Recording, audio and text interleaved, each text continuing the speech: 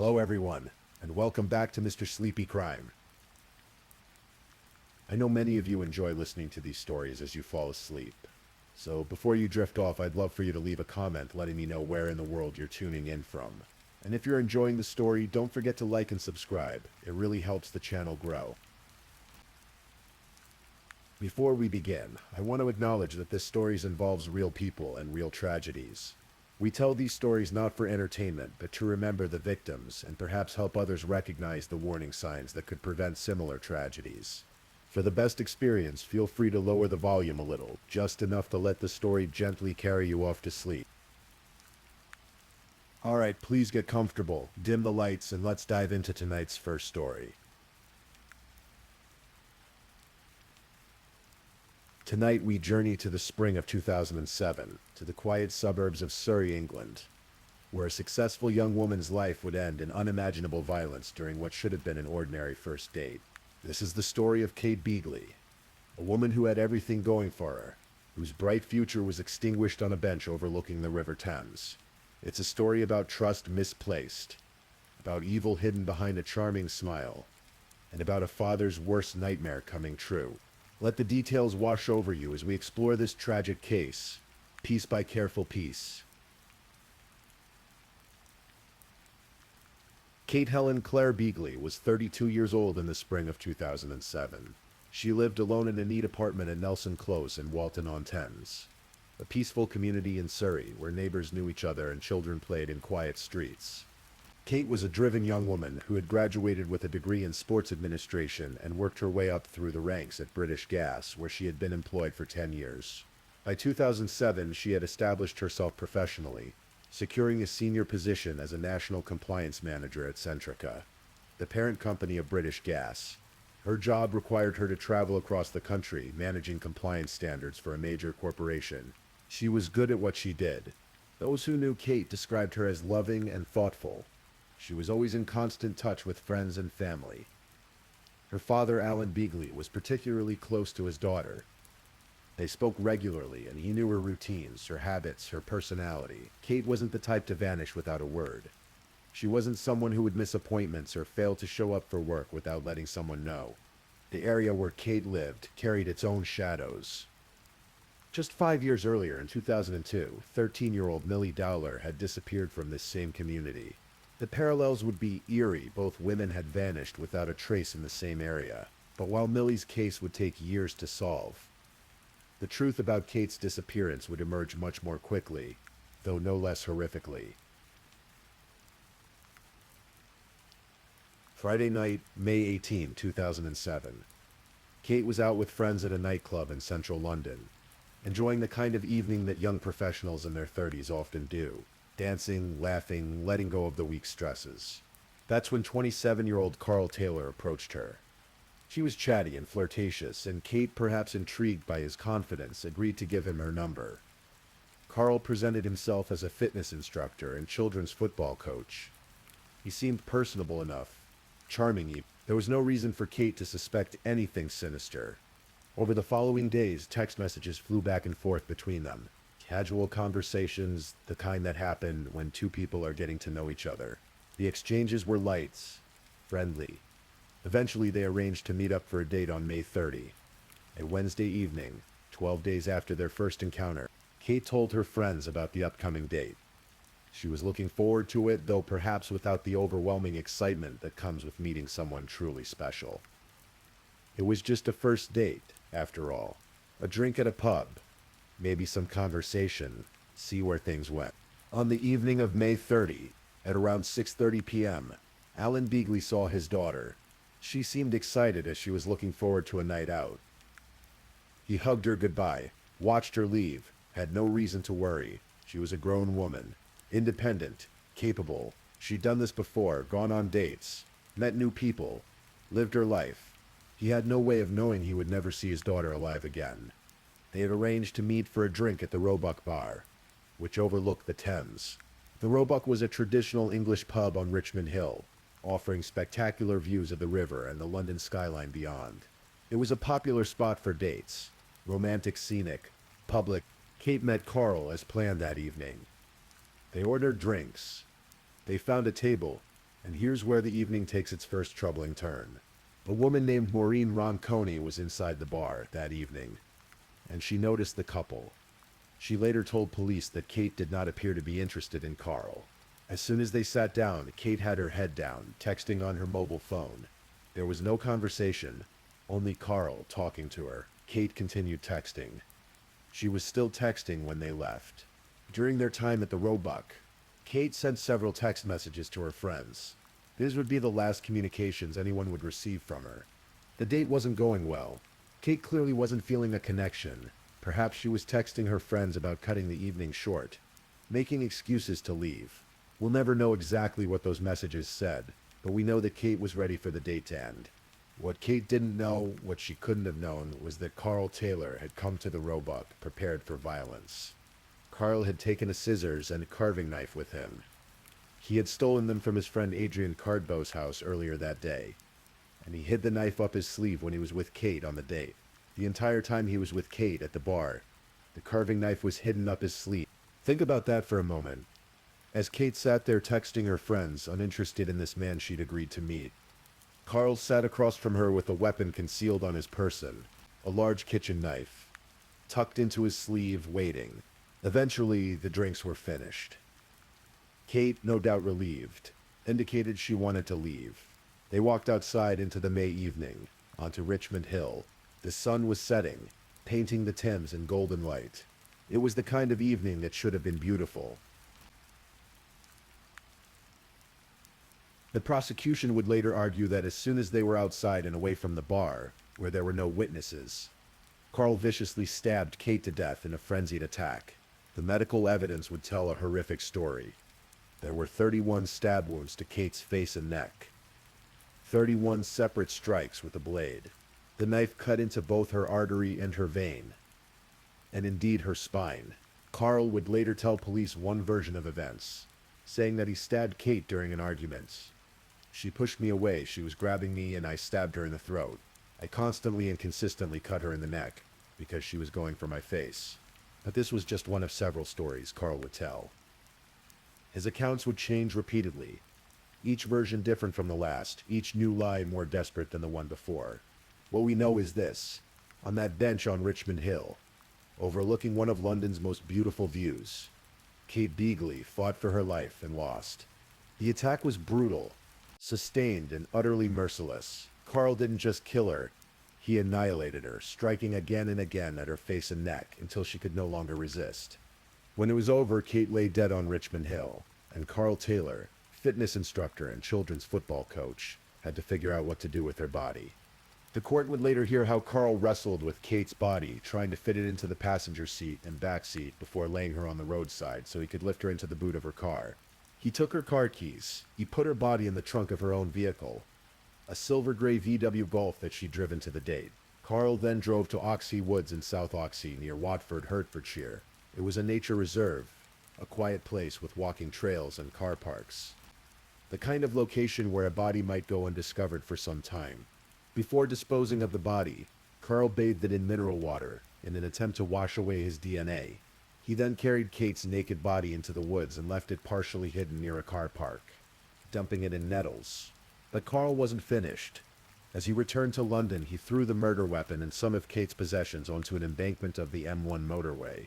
Among the items was a book called You Can Heal Your Life, in which Kate had written notes about problems at work, the end of a previous relationship, and concerns over her mother's health. Carl had thumbed through the pages before tossing the book away, and used the information to try and trick Kate's friends into believing all had been well before she disappeared. And then, and perhaps the most chilling detail of all, CCTV footage would later show Carl driving Kate's vehicle into a garage at 12:20 a.m. on May 31 and filling it up with petrol. Kate's body was still in the boot of the car at the time. The morning after the murder, Carl Taylor woke up and went about his day as if nothing had happened. He paraded Kate's car as his own to astonished friends, who described him as happy just hours after the killing. When people asked about the nice VW Golf he was suddenly driving, Carl claimed it was his new car. He seemed pleased with himself, relaxed even. Carl even handed out Marks & Spencer gift vouchers, which he had stolen from Kate's glove box, presents for his friends. taken from a dead woman's belongings. His girlfriend, Lauren Chanlock, said he seemed normal when he called her just minutes after the killing, adding, he said he had a new car. Think about that. Minutes after brutally murdering a woman with 31 stab wounds to the face and neck, Carl Taylor called his girlfriend to chat about his new car. His voice was normal, his demeanor unremarkable. There was no hint of what he had just done. Psychologists would later struggle to understand this kind of compartmentalization, the ability to commit such horrific violence and then immediately return to mundane normalcy. But Carl seemed to manage it effortlessly. Meanwhile, Kate's body lay in the woods, hidden among nettles, while her killer drove around London in her car, handing out her gift vouchers to friends. May 31, 2007. Thursday morning. Alan Beagley hadn't heard from his daughter. When he discovered she had missed appointments and wasn't at work at all that day, he was deeply concerned. This wasn't like Kate. She was reliable, responsible. She kept in touch, even though it had been less than 24 hours since she had last been seen. Alan reported her missing to the police because he knew his daughter and believed that something must have happened to her. A father's instinct is a powerful thing. Alan Begley knew, deep in his bones, that something was terribly wrong. Kate's friends joined the search. They toured clubs and bars in Richmond and Twickenham, putting up posters of her. Her face stared out from lampposts and shop windows, smiling, alive, missing. They told police about the date. They gave them Carl Taylor's name, and suddenly police had a lead. Police spoke to Carl. He initially said that he didn't know where Kate was or what happened to her before claiming that Kate dropped him off in Twickenham after their date. It was a simple story, easily disproven. The lies began immediately, but police kept pressing. They interviewed Carl again, and again. The pressure mounted. His stories started to contradict each other. Details didn't match. The timeline fell apart. Following his account of events, police arrested Carl on suspicion of kidnap, and then finally the truth began to emerge. Following further questioning by police, Carl ended any hope there was of Kate being found alive. She wasn't missing. She was dead. Carl told police that he stabbed Kate to death as they sat on a bench on Richmond Hill.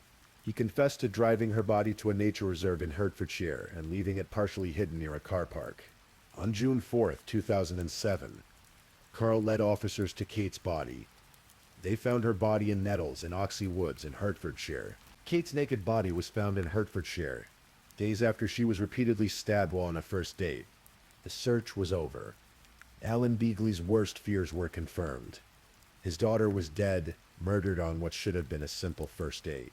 Police later found Kate's car, and following a search of the hard shoulder and verge of the M1, recovered the knife used as a murder weapon, together with Kate's clothing and personal property. Carl Taylor was charged with murder.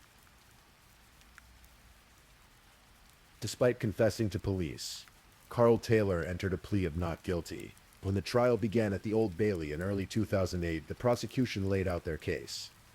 It was the prosecution's case that Carl went on the date with Kate, with the intention to murder her so that he could steal her car. But Carl had a different story to tell. In fact, he had several. The court heard that Carl had once again changed his account as to what happened the night of May 30. It was the defense's case that Kate committed suicide due to her dark and cold side. Carl testified and told the court that Kate killed herself by prodding her head forward onto his knife. Let that sink in. Carl Taylor claimed that Kate Beagley stabbed herself in the face and neck 31 times while he sat beside her on a bench, doing nothing to stop her. Carl told the court Kate had stabbed herself more than 30 times in the face and neck in front of him, after being overcome by a dark and cold side. He said Kate sobbed profusely and said she loved her mom before probing and prodding at her face and neck until she collapsed. Carl told the court that just before that, she told him she was having problems. He claimed he brought the knife with him that night on the date because he himself felt suicidal. He told the court that when the knife fell out of his sleeve, Kate picked it up and began prodding herself in the neck. The story was absurd on its face, but Carl stuck to it even under cross-examination. The judge ordered Carl to act out his account of how Kate knifed herself to death in front of him. The prosecutor rolled up a piece of paper to make a knife that was 6 inches long, and again asked Carl to show the court how Kate had killed herself. A visibly angry Carl replied, "I refuse to. I'm not doing it. I'm not in an emotionally fit state." But Judge Giles Forrester told him, You are not going to boss us around. You are not there to dictate terms. You are there to demonstrate how she came to lose her life. Carl gently prodded himself in the neck with the paper knife and told the court, I realized she passed away, when asked why he did not intervene to stop Kate from taking her own life. Carl told the court he would have had to be like cartoon superhero Captain Planet to save Kate from killing herself in front of him. Carl was asked why, as a fitness instructor with martial arts training, he didn't try to help Kate. His answer was evasive, nonsensical. The courtroom must have been stunned by the audacity of his claims. And then there was the letter. While in custody, Carl drafted a bizarre letter to Kate's family. It read, Dear Sir, Mr. Beagley, sad family and friends close to Katie. My name is Carl. I am the guy that met your daughter Katie on Friday night. To be honest, my first impression of her was she is a kind but unhappy girl to some respect. Anyway, for the short time I met your daughter, I began to see she was an angel, but in the dark. Even though Katie is not with us, she still shines brightly as a star in the night sky. I might have took your daughter's life, but we all know, some of us more than others, that her heart still beats in the good we all do, and her soul lives on with all the good memories of her. Jurors heard detectives took the decision not to show the letter to the family of Kate. Imagine reading those words from your daughter's murderer. The faux poetic language, the casual admission of taking her life, the presumption to speak of her soul. The trial lasted weeks. Evidence mounted. Forensics, CCTV footage, witness testimony, the murder weapon, Carl's multiple contradictory statements. The jury took just 2 hours to find him guilty. They did not believe Carl's latest account of what happened that night. On March 5, 2008, Carl Taylor was found guilty of murder and sentenced to life imprisonment with a minimum tariff to serve of 30 years. Judge Giles Forrester told him, You are arrogant, you are manipulative, and you are highly dangerous. I am satisfied that this was a murder done for gain. You went to meet this girl equipped with a knife. She was doing no more than looking to you for friendship. You took advantage of the vulnerability of that girl for your own end. Your use of that knife was premeditated. It was concealed on your person, and then having carried out this violent deed, you took away and callously concealed the body, adding significantly to the distress of her family and friends. As Carl was led to the cells, Kate's friends hugged and cheered, and one shouted, Enjoy yourself, Carl. Outside the Old Bailey, Alan Beagley read a statement to the media. On Wednesday, the 30th of May 2007, I left my only daughter, Kate, looking forward to an evening out. She was brutally murdered by the man she went to meet, and we never saw her again. Since then, our lives have been turned upside down. Kate was a loving, thoughtful daughter, sister, and friend, as devoted to us all as we were to her. She was great fun to be with and is missed tremendously by everyone who knew her. She had a gung-ho approach to life and lived it to the full. We cherish and are grateful for all the memories of the wonderful times spent together. The cruel and sudden loss of Kate has had an overwhelming impact on her family and friends. And I speak for us all when I say our lives will never be the same again. Our family has been devastated and life seems empty and meaningless without Kate. A father's words. Simple, heartbreaking, true. The investigating officers received judges' commendations and chief constables' commendations at an awards ceremony at Guildford Cathedral for their excellent work on the case. Deputy Chief Constable Craig Denholm said, This challenging inquiry involved 3 force areas and multiple scenes. To secure a conviction whereby the offender received life imprisonment with a minimum tariff to serve of 30 years was testament to the officers' excellent teamwork. As you drift towards sleep, you might find yourself wondering about the questions that have no good answers. Why did Carl Taylor murder Kate Beagley? Was it really for her car, as prosecutors argued, or was there something darker at work? A need to control, to dominate, to destroy. Why did he bring a knife on a first date? What was he planning? Did he wake up that morning knowing he would kill someone that night, or was it a possibility he entertained? A weapon brought just in case. And how could he be so cold, so calculated in the aftermath? Driving around in her car, giving away her belongings, calling his girlfriend to chat, all while Kate's body lay hidden in the woods. These are the questions that haunt true crime. The why of it, the how of it, the incomprehensibility of violence inflicted on innocent people. Kate Beagley did nothing wrong. She went on a date with a man who seemed nice enough. She gave him her phone number at a nightclub. She agreed to meet him for a drink. These are normal things millions of people do every day without coming to harm. But Carl Taylor was not normal. Behind the smile, behind the charm, behind the persona of fitness instructor and children's football coach, there was something broken, something cruel, something willing to take a carving knife on a first date and use it 31 times. Teet's story reminds us that evil can wear the most ordinary faces. It can approach you in a nightclub with a charming smile. It can text you friendly messages. It can sit across from you at a pub and make small talk while hiding a weapon. The world can be a dangerous place. But it is also full of people who loved Kate Beagley, who searched for her, who investigated her death, who brought her killer to justice. It is full of fathers like Alan, who knew their daughter well enough to recognize immediately that something was wrong. It is full of friends who put up posters and toured pubs looking for any sign of their missing companion. Kate's life was cut short, but she was loved. She had built a successful career. She had friends and family who cherished her. She lived for 32 years, a life full of ambition and warmth, and human connection. Carl Taylor took that away from her on a bench on Richmond Hill. But he couldn't erase who she was. He couldn't erase the memories of those who loved her. And he couldn't escape justice. He will likely spend the rest of his life behind bars, where he belongs. And Kate Beagley, may she rest in peace, is remembered not as a victim, but as a daughter, a sister, a friend, a woman who lived fully until a monster took that life away. If this is your first time listening to one of our true crime stories, welcome to Mr. Sleepy Crime, where we explore these cases in a calm and respectful way. I also want to take a moment to appreciate my amazing subscribers who've been rocking with me. Thank you so much for your continued support. If you're still awake and listening, don't forget to drop a comment. Let me know where you're tuning in from and the current time in your corner of the world. Or just say something to let me know you're still here. And if you haven't already, be sure to like this video and subscribe so you don't miss our next true crime stories for sleep. Now let's move on to our second story. Story 2. There are moments in life when everything feels normal. The sun rises, routines unfold, and we trust the people closest to us. But sometimes the familiar becomes a mask for something unimaginable. Tonight's story takes us to Northampton County, Pennsylvania, to a crisp November day in 2014, when a young mother left for her lunch break and never returned. What followed would shake a community to its core and reveal a betrayal so profound, it defies comprehension. This is the story of Jessica Paget.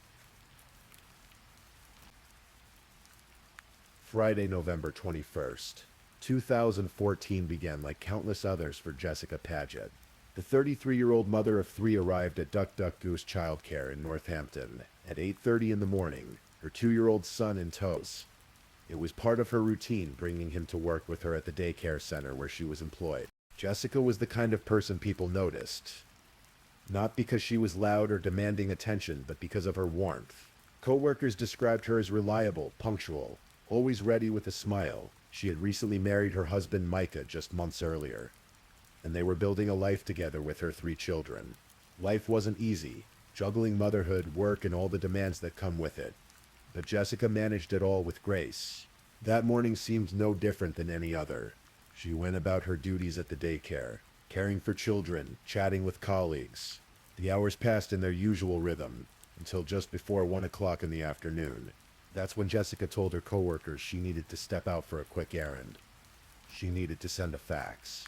She explained. The machine at the daycare wasn't working properly, so she was heading to Distinctive Fence, a fencing business located at her mother and stepfather's property. Just a short drive away. It would only take a few minutes.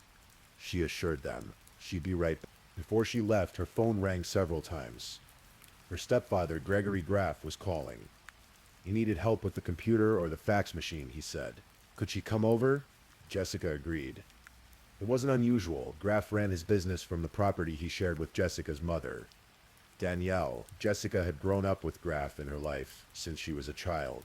He was family. There was no reason to worry.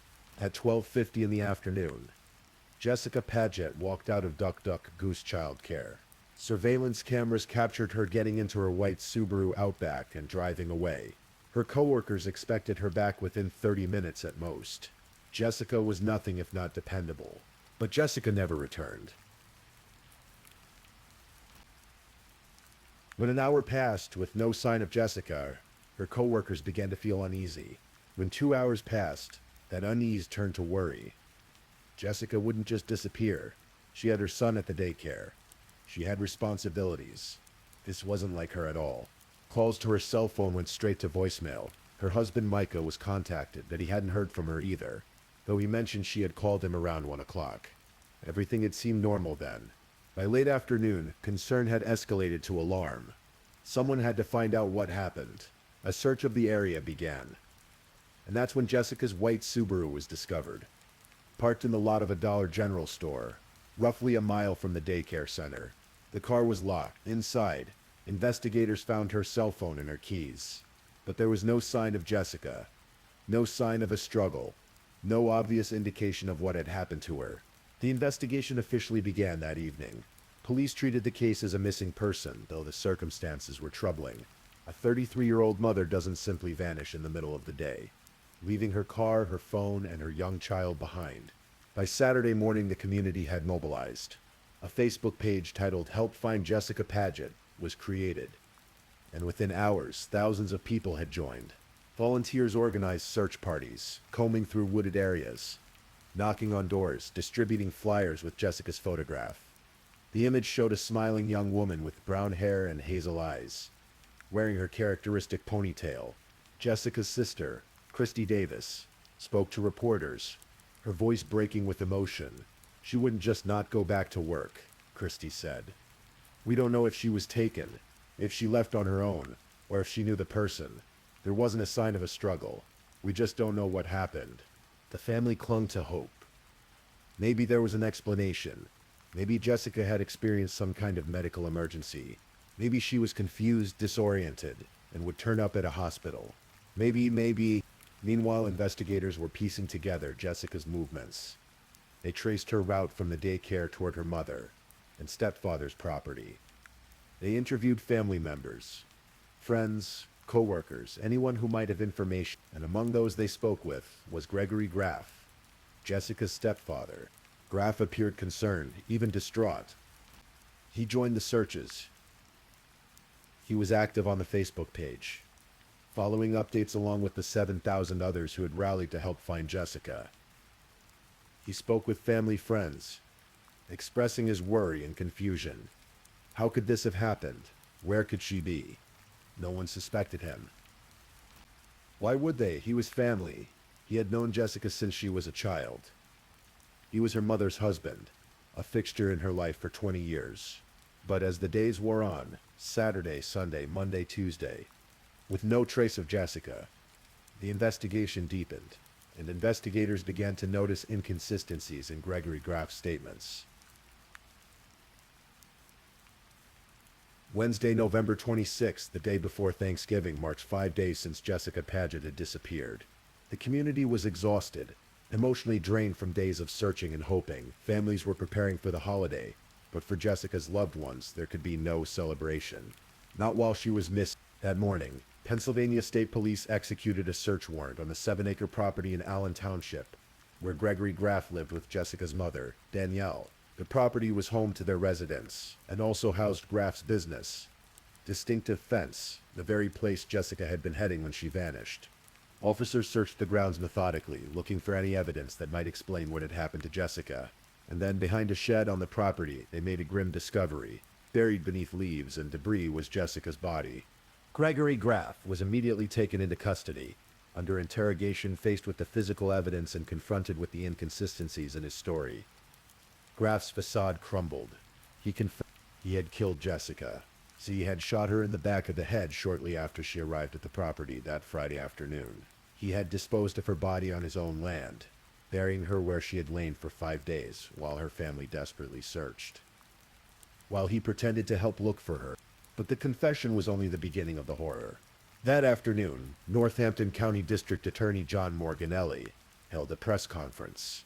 The news he delivered would devastate Jessica's family and shock the entire community. Gregory Graff had admitted to killing his stepdaughter, but there was more. Morganelli revealed that Graff had indicated there was a sexual aspect to the crime. Initial theories suggested that Graff might have sexually assaulted Jessica before killing her. The truth, it turned out, was even more disturbing. On December 5th, just over a week after Graff's arrest, investigators searching his computer made a horrifying discovery. Graff had filmed himself. Multiple recordings. 8 videos in total, shot over the course of approximately 2 hours. The videos showed Graff sexually abusing Jessica's corpse immediately after he had murdered her. Graff had killed Jessica for the sole purpose of committing necrophilia. The revelation was almost incomprehensible. District Attorney Morganelli stated that Graff had admitted, even in his confession to police, that he had killed Jessica to have sex with her body. He claimed he didn't know why he'd done it, couldn't explain his actions, but the video evidence left no doubt about his intent. The crime was premeditated. Graff had known that Jessica's mother would be away in Florida that week. He had called Jessica repeatedly, luring her to the property with claims that he needed help with the fax machine or computer. The day before the murder, he had gone shopping purchasing items that would later be used in his crimes. When Jessica arrived, trusting and unsuspecting, Graff had positioned himself behind her. As she sat by the fax machine, he raised a .22 caliber semi-automatic pistol, one of his hunting guns, and fired a shot into the back of her head. Jessica likely never knew what happened. She died instantly. Graff then dragged her body to a back room, placed a garbage bag over her head, and committed the acts he had planned all along. Acts so depraved that even seasoned prosecutors and investigators struggled to comprehend them. Afterward, Graff had set about covering his tracks. He drove Jessica's car to the Dollar General parking lot, where he had strategically parked his own vehicle earlier that day. He left her car there with her phone and keys inside, then returned to his property. He buried Jessica's body behind the shed, then went about his life as though nothing had happened. For 5 days, he maintained the deception. He searched with volunteers. He posted on social media. He spoke with reporters, all while knowing exactly where Jessica was. The arrest of Gregory Graff sent shockwaves through the community. Family friends struggled to process what had happened. Jim Wilkins, who had known the family for years, spoke to the press. The fact that this person was right under our noses and was that close to Jess, he said, that he could just betray the family. This was a man who was around Jess since she was a child. We're obviously heartbroken. Jessica's mother, Danielle, was in Florida when her daughter was murdered. And when her husband was arrested, the woman had lost both her daughter and the man she had trusted, loved, and built a life with. The betrayal was beyond measure. Jessica's family released a statement. We are devastated by the loss of Jessica. She was a beautiful, vibrant young woman who was beloved by her family and friends. The world shines less bright today. Her 3 children had lost their mother. Her husband, married to her for just a few months, had lost his wife. Her siblings had lost their sister, and they had lost her in a way that made grief even more complicated. Murdered by someone they had all trusted, someone who had been part of their family for 2 decades. An online fundraiser was created for Jessica's children, raising more than $6,800 to help support them. The community rallied once again, this time not in search, but in support. Gregory Graff was charged with first-degree murder and abuse of a corpse. Because the sexual assault occurred after Jessica's death, and not before or during Pennsylvania law, meant that prosecutors could not seek the death penalty.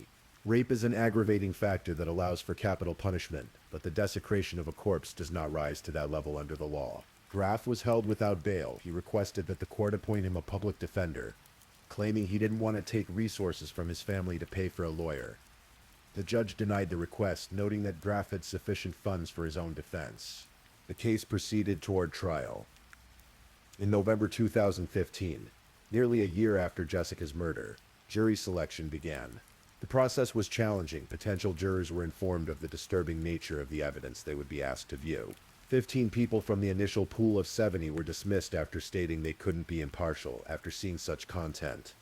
Graff's defense attorney, John McMahon Jr., faced an impossible task. The evidence against his client was overwhelming. In opening statements, McMahon conceded that Graff had committed the acts. There was no denying it. Instead, he argued that something snapped in Graff's mind. He hoped to convince the jury that while Graff was guilty, the murder wasn't premeditated, which might spare his client from a first-degree murder conviction and its mandatory life sentence without parole. District Attorney Morganelli presented a very different narrative. The murder was carefully planned, he argued. Graff had waited until his wife was out of town. He had called Jessica repeatedly to lure her to the property. He had purchased items the day before. He had strategically positioned his vehicle to facilitate his escape plan. After the murder, he had tried to cover his tracks by moving Jessica's car and burying her body. This was not a spontaneous act. It was calculated. The prosecution called nearly 20 witnesses over the course of the 4-day trial. Co-workers from Duck Duck Goose testified about Jessica's final morning, about the phone calls from Graff, about how she never returned. Investigators described finding Jessica's car and later her body. They detailed Graff's confession and the evidence they had collected. Michael Paget, Jessica's husband, took the stand. One can only imagine the pain of recounting those final days, of speaking about the woman he'd married just months earlier, of facing the man responsible for her death. And then came the video evidence. The courtroom emptied as the videos were about to be played. Some of Jessica's family and friends left, unable to bear witnessing what had been done to her. Those who remained, jurors, attorneys, the judge. Some family members prepared themselves for what District Attorney Morganelli had described as horrific evidence. The videos lasted approximately 6 minutes in total, 8 separate recordings. Graff admitted as he committed unspeakable acts against Jessica's body. Defense attorney McMahon kept his gaze averted. He later told reporters he didn't watch. The video was horrific, he said. That's why I asked the jury not to see it. But the jury did see it. They had to. It was evidence of the crime, proof of Graff's intent, demonstration of the calculated nature of his actions. After 4 days of testimony, the case went to the jury on Friday, November 13th, 2015. They retired to deliberate, carrying with them the weight of everything they had seen and heard. Jury foreman Dave Holub later described what happened in that deliberation room. He asked for a show of hands on both charges, first-degree murder and abuse of a corpse. All hands immediately shot up. It took about a minute. Holub estimated. The rest of the time was spent filling out the paperwork. 6 minutes after beginning deliberations, the jury returned to the courtroom with their verdict. Guilty of first-degree murder. Guilty of abuse of a corpse. The speed of the verdict reflected the overwhelming nature of the evidence. Holub later explained to reporters that he had looked directly at Jessica's brother, Jeremy Dold, when the verdict was read and nodded. Dold had mouthed thank you to him. In my opinion, he had nothing to thank me for, Holub said. We did what the law required us to do, and there was absolutely no question about it. It's a crying shame that everyone had to go through all of this. Tears of relief filled the courtroom. Gasps of yes came from Jessica's family members. Justice in some small measure had been served, as Graff was convicted of first-degree murder.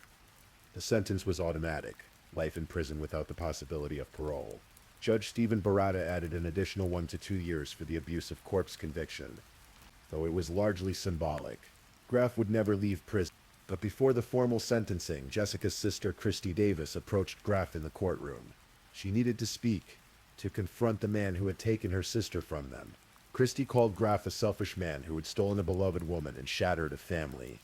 Her words, raw with grief and anger, filled the courtroom. This was a man who had been part of their lives for 20 years, who had pretended to be family, who had betrayed them in the most profound way imaginable. After sentencing, District Attorney Morganelli spoke to the press. Justice was done, he said. I was optimistic that we would convict on murder in the first degree. I didn't realize it would be this fast, but I think the evidence was overwhelming in this case. Defense Attorney McMahon offered no criticism of the verdict. It's a simple decision, he said. It was based on the law, and if they followed the law, it was hard to not come up with that verdict. He acknowledged that Graff was unlikely to have grounds for a successful appeal. Jessica's family also addressed reporters. Fighting through tears, they spoke of the stress and heartache of the trial, of hearing the details of what had been done to their loved one. But they also smiled, briefly, as they remembered Jessica not as a victim, but as the vibrant, beautiful woman she had been. Michael Paget, Jessica's widower, spoke about moving forward. There's no one person who took a hit on this, he said. We all did. The entire community did.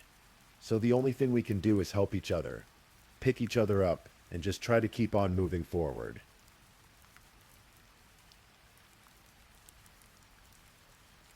Gregory Graff is serving his sentence in a Pennsylvania state prison, where he will remain for the rest of his life.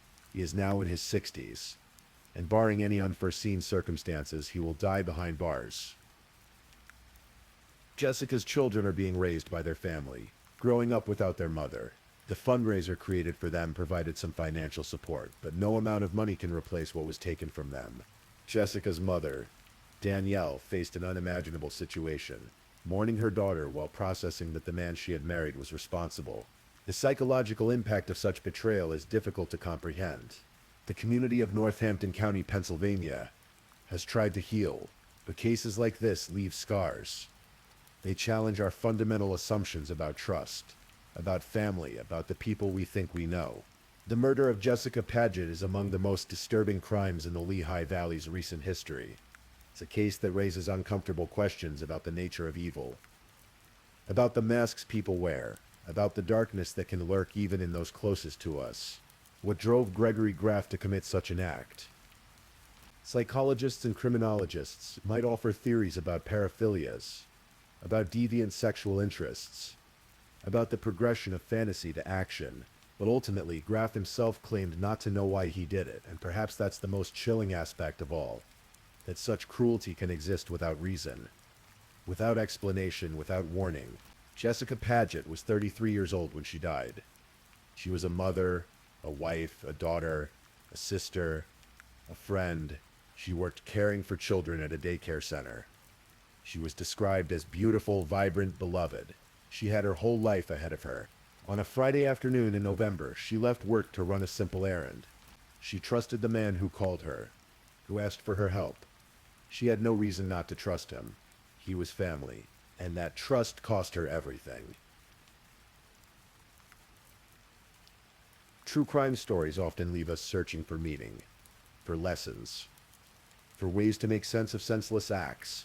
The murder of Jessica Paget offers no easy answers. It reminds us that evil can wear a familiar face, that betrayal can come from unexpected places, that the monsters in our stories sometimes sit across from us at family dinners. Jessica's story is a tragedy, not just for how it ended, but for all the future moments that were stolen. Christmases with her children, birthdays, graduations, weddings, grandchildren, a lifetime of love and laughter and ordinary moments that should have been hers. Instead, we remember her as a victim of an incomprehensible crime. But perhaps we should remember her differently, as a mother who brought her son to work with her every day, as an employee who was always punctual and reliable, as a daughter and sister who was beloved by her family, as a woman who smiled and brightened the world around her. Gregory Graff took her life, but he doesn't get to define her. Jessica Paget was more than the circumstances of her death. She was a person who mattered, who was loved, who was missed. And tonight, as you drift off to sleep, perhaps you can spare a thought for Jessica, for her children, growing up without her, for her family still healing, and for all the victims of crimes like this, people whose stories remind us of both the fragility of life and the importance of cherishing those we love. Rest peacefully, Jessica Paget. You deserved so much better. If you're still awake and listening, check whether you've left your little goodnight comment. I always check your comments before I sleep too. And if you haven't already, don't forget to like this video and subscribe so you don't miss our next true crime stories for sleep. Meanwhile, let's move on to our third story. Story 3.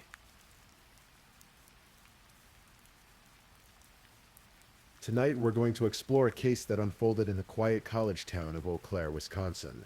A story about young love, tangled relationships, and a tragic end that no one saw coming. Let me tell you about Alex Woodworth, a young man with dreams of becoming a philosophy professor, and the person who took his life on a desolate country road. This is a story about manipulation, desperation, and the lengths one person would go to rewrite their own narrative. In the summer of 2017, Eau Claire, Wisconsin was alive with the energy of young people. The downtown area buzzed with students, artists, and free spirits who gathered in coffee shops and local haunts. One of these places was Racy Delaney's Coffee Lounge, a popular spot where locals would spend hours talking over cups of coffee, writing in journals, and simply existing in that beautiful in-between space of youth and adulthood. It was here that several lives intersected in ways that would prove fateful. Alex Woodworth worked behind the counter at Racy's. At 24 years old, he was a barista and substitute teacher. But he had bigger dreams. Alex was planning to attend the University of Oregon to pursue his master's degree in philosophy. He was the kind of person who listened when others talked, who seemed to genuinely care about the struggles of those around him. His friends described him as kind, thoughtful, and deeply empathetic. Alex had even helped friends through difficult times, including moments when they'd contemplated harming themselves. He was, by all accounts, someone who wanted to make the world better. Jason Mengel was a regular at Racy's. At 33, he was significantly older than the college crowd, but he fit right in. Jason was an Army Reserve medic with a big heart and an open, trusting nature. He was the kind of person who saw the best in people, sometimes to his own detriment. And then there was Monica Kay, though she wouldn't be called that for much longer. Monica was 19 years old when she first walked into Racy's in the summer of 2017. Born to a mother who was only 14 at the time, Monica's early life had been complicated, but now she was reinventing herself. She dropped out of college and was embracing the bohemian atmosphere of Eau Claire. More importantly, she was in the process of legally changing her name to Ezra McCandless. She wanted a fresh start, a new identity, a chance to be someone different than the girl she'd been. When Jason Mengel met Ezra, it was by his own admission, immediate. Despite their 14-year age gap, they clicked. Ezra's youthful energy kept Jason on his toes. She was spontaneous, creative, full of stories and dreams. They fell in love quickly, the way young people do, when everything feels intense and important and destined. They even started calling each other husband and wife, though they weren't married. They moved in together. For a while it seemed perfect. Alex Woodworth became their friend. He was the barista who made their drinks, who joined in their conversations, who became part of their social circle. Jason appreciated Alex's calming presence, his philosophical nature, his ability to help people through difficult emotional moments. But beneath the surface of these coffee shop friendships, something more complicated was brewing. In October of 2017, just a few months into her relationship with Jason, Ezra discovered she was pregnant. She wasn't ready to be a mother. She drove to Minneapolis to have an abortion, a decision that took an emotional toll on her. Jason tried to be supportive, but the strain on their relationship was evident. It was during this vulnerable time that Ezra grew closer to Alex. Jason, in fact, had encouraged this friendship. He knew Alex was good at helping people through difficult times. He thought Alex could be the supportive friend that Ezra needed. What Jason didn't know was that Ezra and Alex's relationship had crossed a line. Sometime around October or November 2017, they began a secret romantic relationship. While Ezra was living with Jason, calling him her husband, she was also involved with Alex. The kind barista who'd become their friend was now something more to Ezra, though she kept this hidden. And it wasn't just Alex. Ezra had also become involved with another one of Jason's friends. The web she was weaving grew more complex with each passing week. The deception might have continued indefinitely, if not for one sleepless night. Jason, unable to sleep, picked up Ezra's phone. What he found in her messages shattered everything. The evidence of her relationship with Alex, the messages with another friend, all of it laid bare in the cold blue light of a phone screen at 3 in the morning. The confrontation that followed was inevitable. Jason felt betrayed not just by Ezra, but by Alex, someone he'd considered a friend. The relationship ended in February 2018, just weeks after Jason had left for military training. Ezra moved out, and she also ended things with Alex. But ending the relationship wasn't the same as letting go. After the breakup, Ezra moved back home with her family, but she couldn't accept that her relationship with Jason was truly over. She began reaching out to him constantly, trying different approaches, different stories, anything that might bring him back.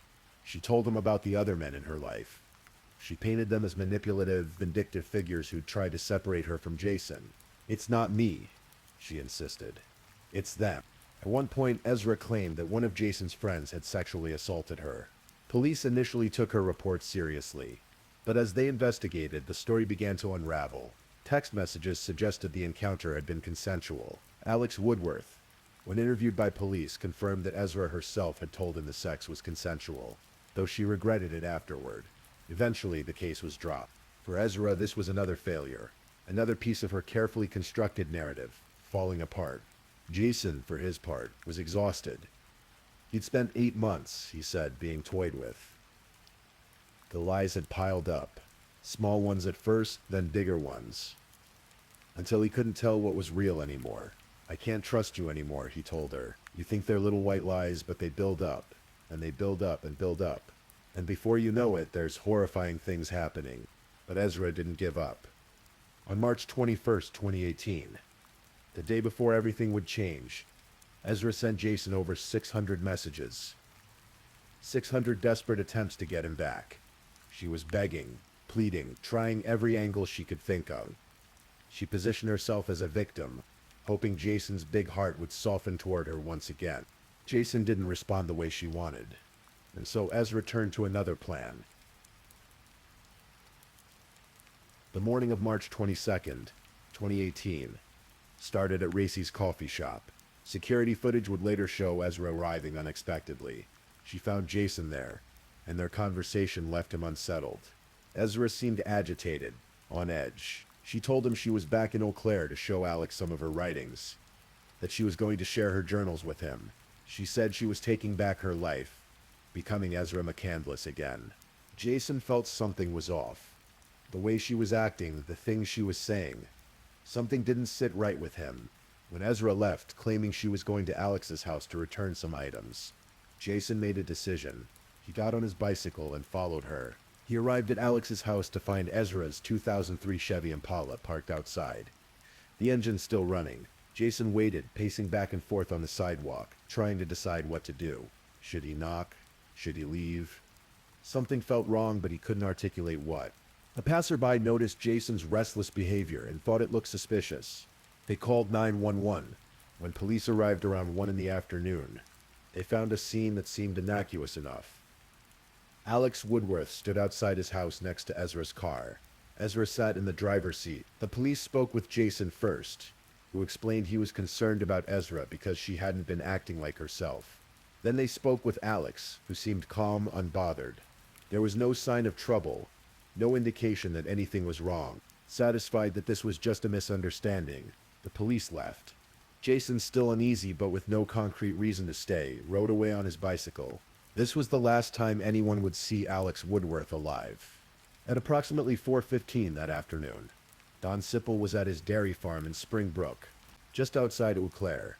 Springbrook was rural, the kind of place where farmhouses sat far apart, connected by long dirt roads that turned to mud when it rained.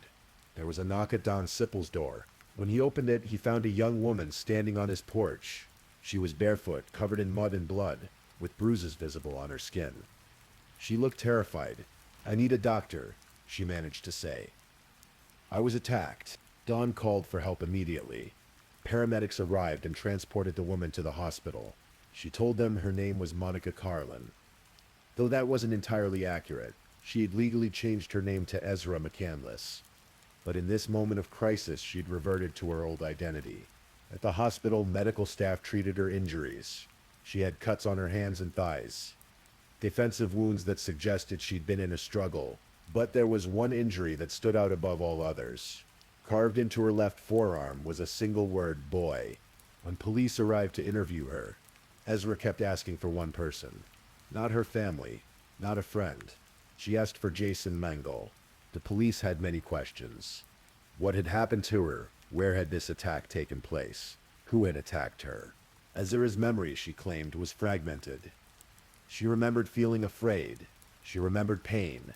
But the details were blocked out, she said, like her mind was protecting her from the trauma of what had happened. "I'm trying so hard," she told the detective in a recorded interview. "I'm trying to get things to come to me, but it's like it just keeps getting blocked out. But there was someone who should be able to answer questions. Someone who, according to Ezra, had been with her that day. The police needed to find Alex Woodworth. Detectives went to Alex's house that evening, but he wasn't there. They called his cell phone repeatedly. No answer. They contacted his family, who hadn't heard from him either. By nightfall, Alex Woodworth was officially missing. Detectives Ryan Prock and the team from Dunn County Sheriff's Department began piecing together the timeline. Jason Mengel had seen Ezra at the coffee shop that morning.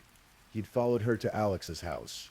Police had been there around 1 p.m., and both Ezra and Alex had been present. And now, just a few hours later, Ezra was in the hospital claiming she'd been attacked, and Alex was nowhere to be found. Ezra had initially told police that the attack happened at Owen Park in Eau Claire, but when detectives searched the park, they found nothing. No signs of a struggle. No blood, no evidence that anything violent had occurred there. The following morning, March 23rd, investigators returned to Don Sippel's farm. Ezra had appeared at his door, which meant she'd come from somewhere nearby. They began walking the property, following the dirt roads that crisscrossed the farmland. In the mud, they found footprints. Small prints, consistent with Ezra's bare feet. They followed these prints through the cold morning air, their breath visible in the early spring chill. The footprints led them to a car. Ezra's 2003 Chevy Impala, the same car Jason Mengel had seen outside Alex's house. The day before, the car was stuck in the mud on a desolate dirt road, far from any houses. The scene around the car told a violent story. Personal items were scattered on the ground. Blankets, shoes, other objects thrown about as if in a struggle. And there was blood. A lot of blood.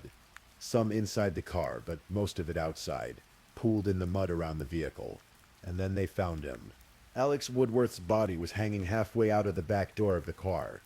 His torso inside the vehicle, his legs visible outside. Even from a distance, the amount of blood made it clear this had been a brutal attack. I've been a prosecutor since 2001. District Attorney Andrea Nodolf would later say, and I've never seen anything this violent. Alex had been stabbed 16 times. The wounds were concentrated in vital areas. His head, his neck, his torso, his groin. One stab wound had pierced his brain. Another had penetrated his lung. The attack had been savage, prolonged, personal. At the scene, investigators made several observations that would prove crucial.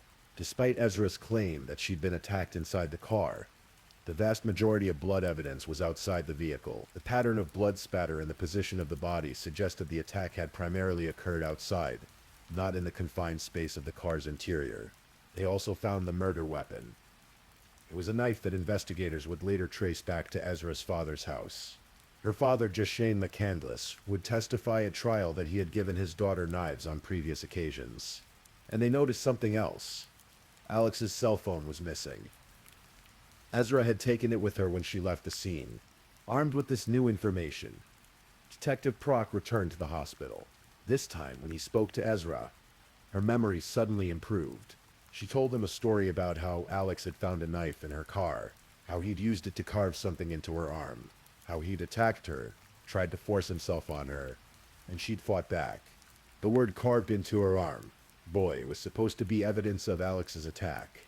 Ezra claimed it was a reference to her gender identity questions, that Alex had been mocking her, degrading her, but her story kept changing.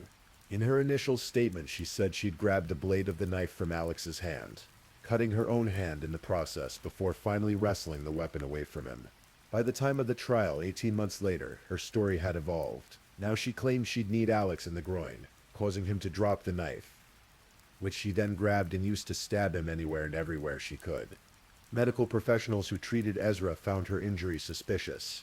Dr. Robert Tillotson, who had examined her in the emergency room, testified that her knife wounds had the characteristics of self-inflicted injuries. They were shallow, superficial, consistent with someone cutting themselves rather than defensive wounds from grabbing a blade. And eventually Ezra admitted it. She had carved boy into her own arm. When pressed about why, she couldn't or wouldn't explain. The question became, why would someone stab a person 16 times, then carve a word into their own arm, and cover themselves in mud before seeking help? The answer, prosecutors believed, lay in those 600 messages Ezra had sent to Jason Mengel the day before. In the days following Alex's death, as police combed through phone records and interviewed friends, a picture emerged of Ezra's state of mind in the weeks before the murder. She had been desperately trying to get Jason back. Every attempt had failed. The sexual assault allegation had fallen apart. The constant messages weren't working. Jason had made it clear he couldn't trust her anymore, but Ezra had one more plan. In the weeks before Alex's death, Ezra had been reaching out to him with a specific request. She wanted Alex to contact Jason and tell him that their affair had been a mistake, that it hadn't meant anything. She wanted Alex to help her get Jason back. Alex, it seems, refused. To him, their relationship hadn't been a mistake or an accident. It had been real, even if it was complicated and ultimately ended in hurt. This refusal, prosecutors theorized, was what sealed his fate. The theory that emerged was chilling in its calculated nature. Ezra had lured Alex to that isolated road, knowing it was far from help, knowing his phone wouldn't have service, knowing that if things went wrong, it would be her word against no one. If her plan worked. The plan, as prosecutors saw it, was to kill Alex and then claim he'd attacked her. She would position herself as a victim once more, someone who'd barely escaped with her life. Jason, with his big heart and protective instincts, would hear about what happened and feel guilty for not being there, for leaving her vulnerable. He would come back to her. It was a desperate plan, poorly executed, built on a fundamental misunderstanding of human nature and forensic evidence. The knife came from her father's house, which suggested premeditation. She'd brought the weapon with her. The word boy carved into her arm was meant to support her story that Alex had attacked her, mocked her, tried to humiliate her before she fought back. But the evidence told a different story. The blood patterns were wrong. The location of the body was wrong. Her injuries were too superficial, too precisely placed, and her story kept changing, adapting to each new piece of evidence. Police uncovered. On April 6, 2018, 2 weeks after Alex's body was found, Ezra McCandless was arrested and charged with first-degree intentional homicide. The trial began on October 15, 2019, 18 months after Alex's death. Court TV provided gavel-to-gavel coverage, and the case drew national attention. Here was a story that had everything. A love triangle that was really a love square, as the district attorney put it. A young woman claiming self-defense. A brutal murder on a lonely road. And at the center of it all, questions about truth, manipulation, and how far someone might go to rewrite their own story. Jason Mingle took the stand as a prosecution witness. Walking into the courtroom was surreal for him. When he looked at Ezra, she was wearing a green sweater. When he'd given her during their relationship, she kept making eye contact with him, adjusting herself, being overly attentive to his presence. I was kind of shocked when I walked in the room. Jason would later say, she's given me these looks, adjusting herself, like being overly, attuned to me. Jason testified about their relationship, about how he'd encouraged Ezra to become friends with Alex. He spoke about discovering her betrayal through text messages, about the subsequent breakup, about the 600 messages she'd sent him the day before Alex died. Other witnesses painted a picture of Alex as someone kind and thoughtful, someone who'd wanted to help Ezra through her difficult times. They testified about the scene at Racy's coffee shop when Jason had discovered the affair, about the complicated dynamics of their friend group. The prosecution, led by District Attorney Andrea Nodolf, laid out their case methodically. They presented the physical evidence, the blood spatter patterns that contradicted Ezra's story, the location of the body, the knife from her father's house, Alex's missing phone which Ezra had taken with her, presumably to prevent him from calling for help if he'd somehow survived. They highlighted the inconsistencies in her story, how it had changed and evolved each time she told it. They introduced phone records showing the 600 messages to Jason, establishing motive. She was going to do whatever it took to get back with Jason Mingle. Nodolf told the jury, the defense took a risky approach. They called Ezra to testify in her own defense. On the stand, Ezra's demeanor was notable. Multiple observers, including Jason and Julia Post, a childhood friend, remarked on how she seemed to light up when talking about herself. When asked to spell her name for the court, she smiled broadly, seeming almost pleased to be the center of attention. She just seemed at times to be enjoying it, Jason observed. There were times on the witness stand where she was smiling or joking. Julia Post, who'd known Ezra for years, recognized this version of her friend. I thought it was really interesting when she was asked to spell her name, how happy she got, how much she lit up, Julia said. She was kinda smiling like, "Yup, this is me. I get to talk about me now." Ezra testified that she'd gone to Alex's house to break things off, definitively, to tell him she wanted to get back together with Jason. According to her testimony, after police left that day, Alex had ordered her into the passenger seat and drove them to the dirt road where her car got stuck. That's when she claimed he'd attacked her with a knife. She described fighting for her life, kneeing Alex in the groin, grabbing the knife, and stabbing him repeatedly. "I started stabbing him anywhere and everywhere I could," she testified. But the defense faced an uphill battle. The physical evidence simply didn't support Ezra's version of events. The blood was in the wrong places. The wounds on her body appeared self-inflicted. She'd lied about the location of the attack. She'd taken Alex's phone. She'd brought the murder weapon from her father's house. And perhaps most damning, she'd spent the weeks before Alex's death desperately trying to manipulate him into helping her win back Jason. And when that failed, she'd come up with a plan that required Alex to be gone. On November 1st, 2019, after hearing all the evidence, the jury returned their verdict. Ezra McCandless was found guilty of first-degree intentional homicide in the death of Alex Woodworth. According to those present in the courtroom, Ezra seemed shocked. She had apparently believed, even after everything, that she would be walking free. The sentencing hearing took place on February 7th, 2020. Family members from both sides addressed the court. Though their messages couldn't have been more different, Alex's family spoke of the hole left in their lives.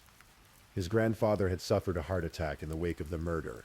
In a statement read by District Attorney Nadolf, Alex's father said, "By killing our son, not only did she take our son, she made the world a colder and darker place." Friends and family members addressed Ezra directly. "Ezra shows no remorse for what she's done," said Dale Hall. Indeed, throughout the sentencing hearing and most of the trial, Ezra had shown little emotion that suggested regret or understanding of the gravity of what she'd done. Ezra's mother, Rosalena Gunnelson, made an impassioned plea for leniency, asking the court to grant her daughter the possibility of parole after 20 years rather than the maximum sentence. But Judge James Peterson, who had presided over the entire case, had seen and heard everything. He'd watched Ezra on the stand. He'd reviewed the evidence. He'd listened to how her story had changed and adapted over 18 months. And he noted her apparent lack of remorse. "I am going to sentence Ms. McCandless to life in prison in the Wisconsin prison system," Judge Peterson announced. "And I'm going to set a date that she would be eligible to petition in court for supervision at 50 years. Life in prison, with the possibility of parole after half a century." Ezra McCandless, then 22 years old, would be 72 before she could even petition for release.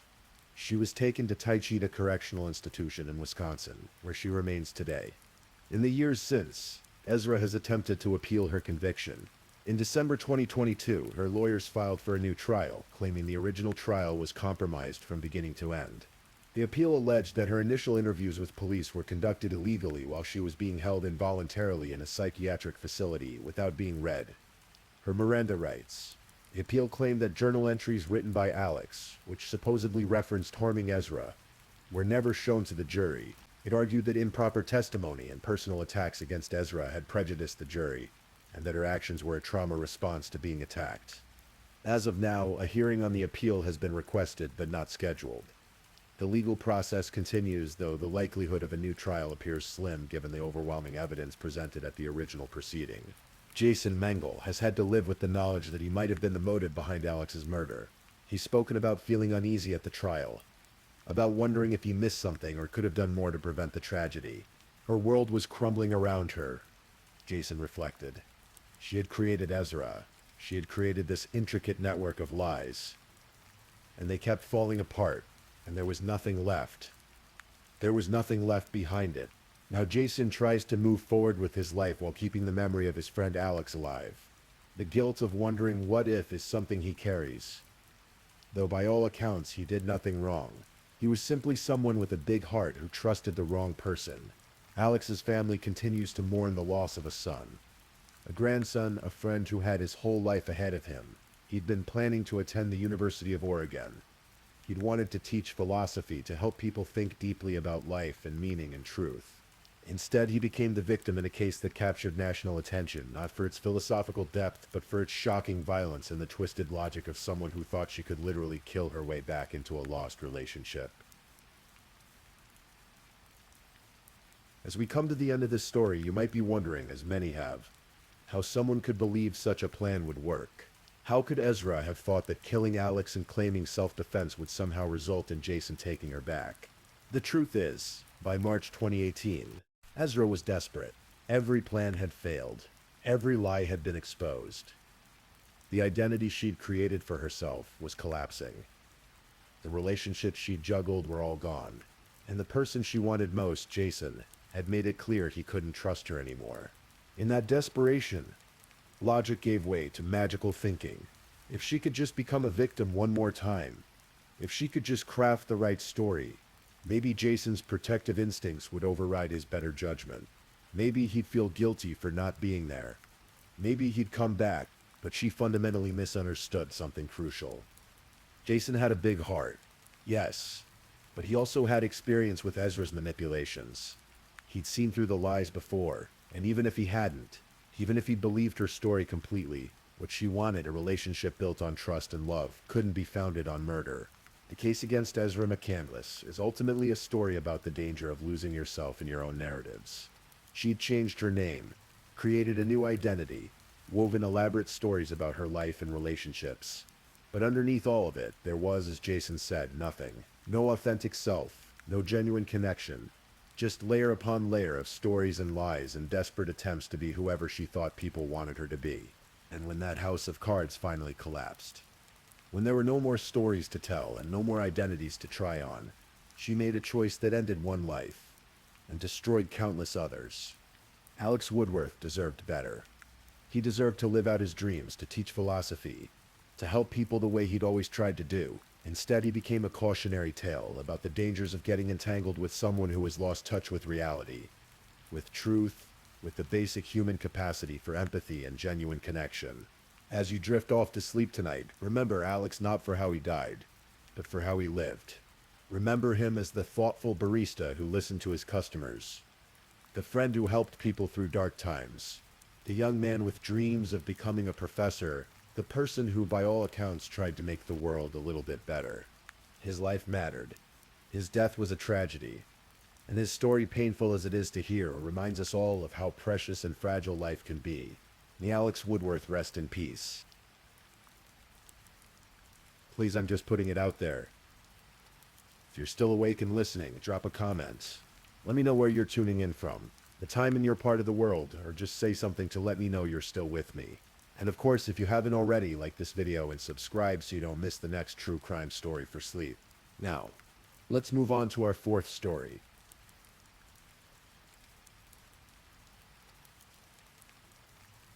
Story 4.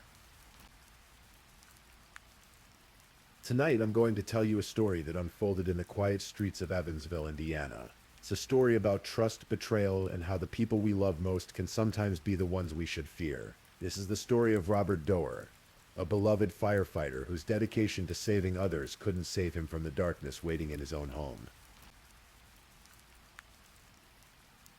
February 26th, 2019. Started like any other Tuesday for Robert Doerr. Friends called him Robbie. He was 51 years old, with the kind of weathered hands that come from 28 years of pulling people from burning buildings and saving lives. Robbie was born on June 22nd, 1967, right there in Evansville.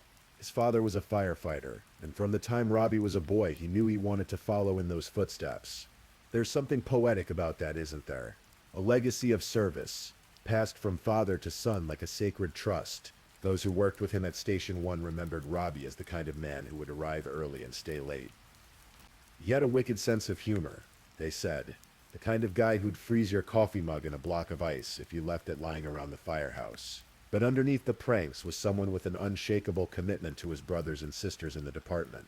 On January 6, 2003, Robbie earned a Silver Merit Award. There had been a fire at a 4-story apartment building in downtown Evansville, flames climbing into the winter sky. While others might have hesitated, Robbie went in. That's who he was, the kind of man who ran toward danger when everyone else was running away.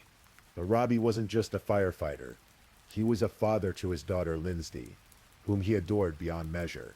He was a stepfather to 3 boys, Nathaniel, Dustin, and Taylor. He was a grandfather to 2 little girls who would climb into his lap and trace the lines on his weathered palms. When he wasn't working at the fire station, Robbie pulled shifts at Taco John's.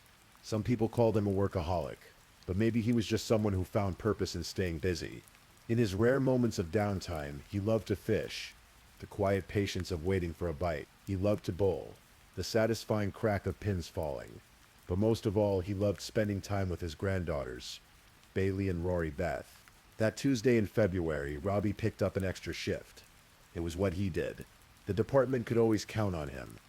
12 hours of responding to emergencies, checking equipment, being ready for whatever the city needed. His best friend Larry Wild had worked alongside him for 34 years.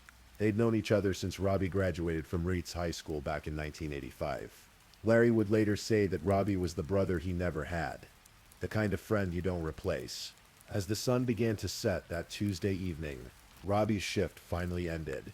He climbed into his truck, probably tired, probably thinking about dinner, probably looking forward to kicking off his boots and relaxing at home.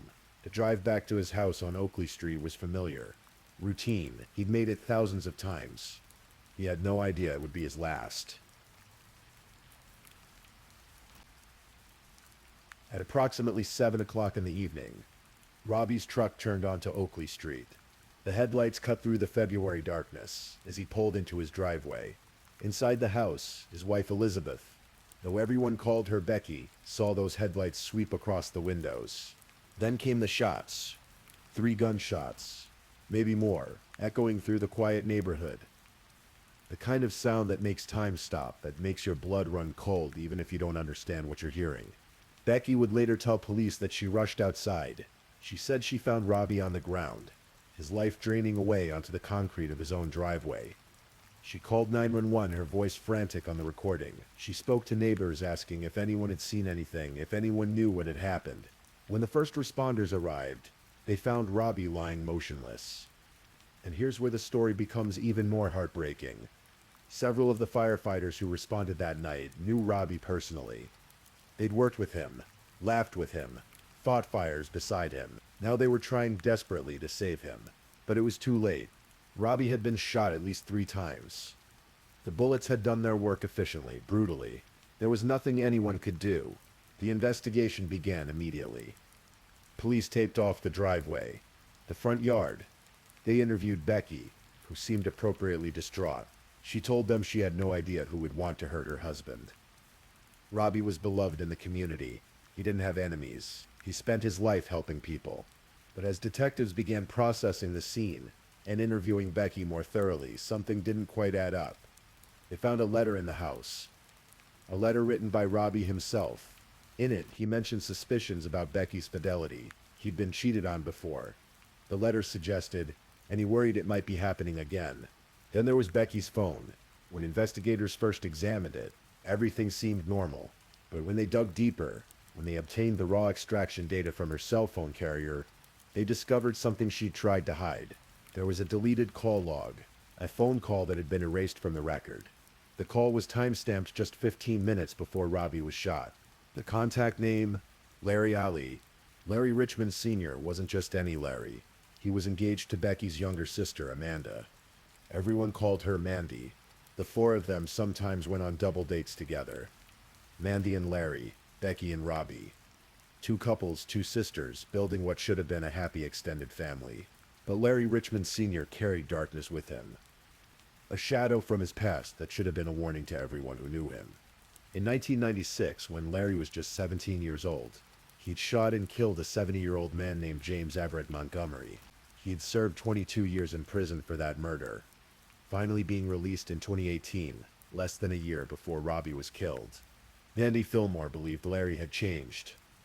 Prison had reformed him, she thought. He was good-looking, charming even. She loved him enough to accept his dark past and plan a future with him. But according to Larry's own son, Larry Richmond Jr., something had been happening behind closed doors. His father was having an affair. He would later tell police. An affair with Becky, his own fiance's sister, his father's future brother-in-law's wife. The investigation into Robbie's murder moved slowly at first. These things always do. Detectives followed leads that went nowhere, interviewed people who knew nothing. The weeks turned into months, and the case began to grow cold. Then, in March 2019, about a month after the murder, Larry Richmond Jr. provided police with information that would crack the case wide open. He told investigators that his father had sent him letters while incarcerated on unrelated charges. In one of those letters, according to police reports, Larry Sr. had written something chilling. If a certain gun ever surfaced, they'd try to charge him with murder or accessory to murder. Larry Jr. also revealed something else. His father had told him that if things were to go down, he would bury guns in the backyard. Not his own backyard. Randy's backyard, the yard of his unsuspecting fiancée. Detectives obtained a search warrant and descended on Mandy Fillmore's property with shovels. They dug into the earth of her backyard and found exactly what Larry Jr. had described. A buried tote containing multiple firearms. The serial numbers on these guns had been scratched off, obliterated deliberately to make them untraceable. But one gun was missing. The gun investigators believed had been used to kill Robbie Dorr was a very specific type of firearm, a Taurus Judge revolver, unusual weapon that can fire both shotgun shells and pistol ammunition. The autopsy had revealed that Robbie had been struck by two different types of projectiles, exactly the kind of pattern a Taurus Judge would create. That murder weapon was never found. Still, the discovery of the buried guns was enough to charge Larry Richmond Sr. In November 2020, he pleaded guilty to being a felon, in possession of firearms and to possessing firearms with obliterated serial numbers. He was sentenced to 60 months in federal prison, but the authorities weren't satisfied. They knew there was more to the story. A prison informant came forward and told investigators that Larry Richmond Sr. had confided in him. He'd talked about killing Robbie Dorr. He'd talked about his affair with Becky Fox Dorr. In June 2021, more than 2 years after Robbie's murder, investigators obtained crucial evidence from Larry Richmond Sr.'s iPhone. When forensic analysts extracted the data from the device, they found over 42,000 files. Buried in that digital treasure trove was location data, the kind of information your phone quietly records in the background, tracking where you go and when you're there. The data showed 15 separate location hits in a 67-meter radius around Robbie's house on Oakley Street. The timestamps put Larry Richmond Sr. at the scene approximately 20 minutes before Robbie was killed. More damning still, the location data showed Larry's phone moving away from the Dorr residence immediately after the shooting. He was there. He left. The phone didn't lie. Investigators also discovered that Larry had been checking police scanner apps that night. He'd been monitoring Robbie's social media. He was tracking the firefighters' movements, waiting for him to come home. Meanwhile, the investigation into Becky's role was intensifying. That deleted phone call, the one she'd erased before calling 911, became the focus. After 90 minutes of questioning by Detective Jeff Hands, Becky finally admitted it. Yes, she'd spoken to Larry Richmond Sr. that night. Yes, the call happened just 15 minutes before her husband was shot dead in their driveway. But she denied everything else. She denied having an affair. She denied knowing about any murder plot. She claimed the phone call was innocent, related to some earlier conversation between Robbie and Larry. The detectives didn't believe her. Neither did Larry Richmond Jr., who told investigators something that would haunt the case. He said he'd seen his father and Becky kiss, right outside the Dorr house. The affair wasn't just suspected, it had been witnessed. In July 2022, prosecutors convened a grand jury. The evidence was laid out before them: the deleted phone call, the location data, the buried guns, the affair, the witness statements. Becky Fox Dorr was charged with perjury for lying to investigators. She was arrested and jailed, waiting as the investigation continued to build around her. Then, in August 2022, more than 3.5 years after Robbie was murdered in his driveway, both Becky Fox Dorr and Larry Richmond Sr. were formally charged with murder and conspiracy to commit murder. Prosecutors had to answer the question that every murder case hinges on. Why would a wife conspire to have her husband killed? Why would a man murder someone he supposedly knew socially? The answer, according to the state, was as old as murder itself: money and desire. Robbie Dorr had a firefighter's pension. the kind of retirement plan that comes from decades of public service. If he died in the line of duty, or if he was murdered, Becky would receive 75% of that pension for the rest of her life. Plus, there was a $12,000 death benefit.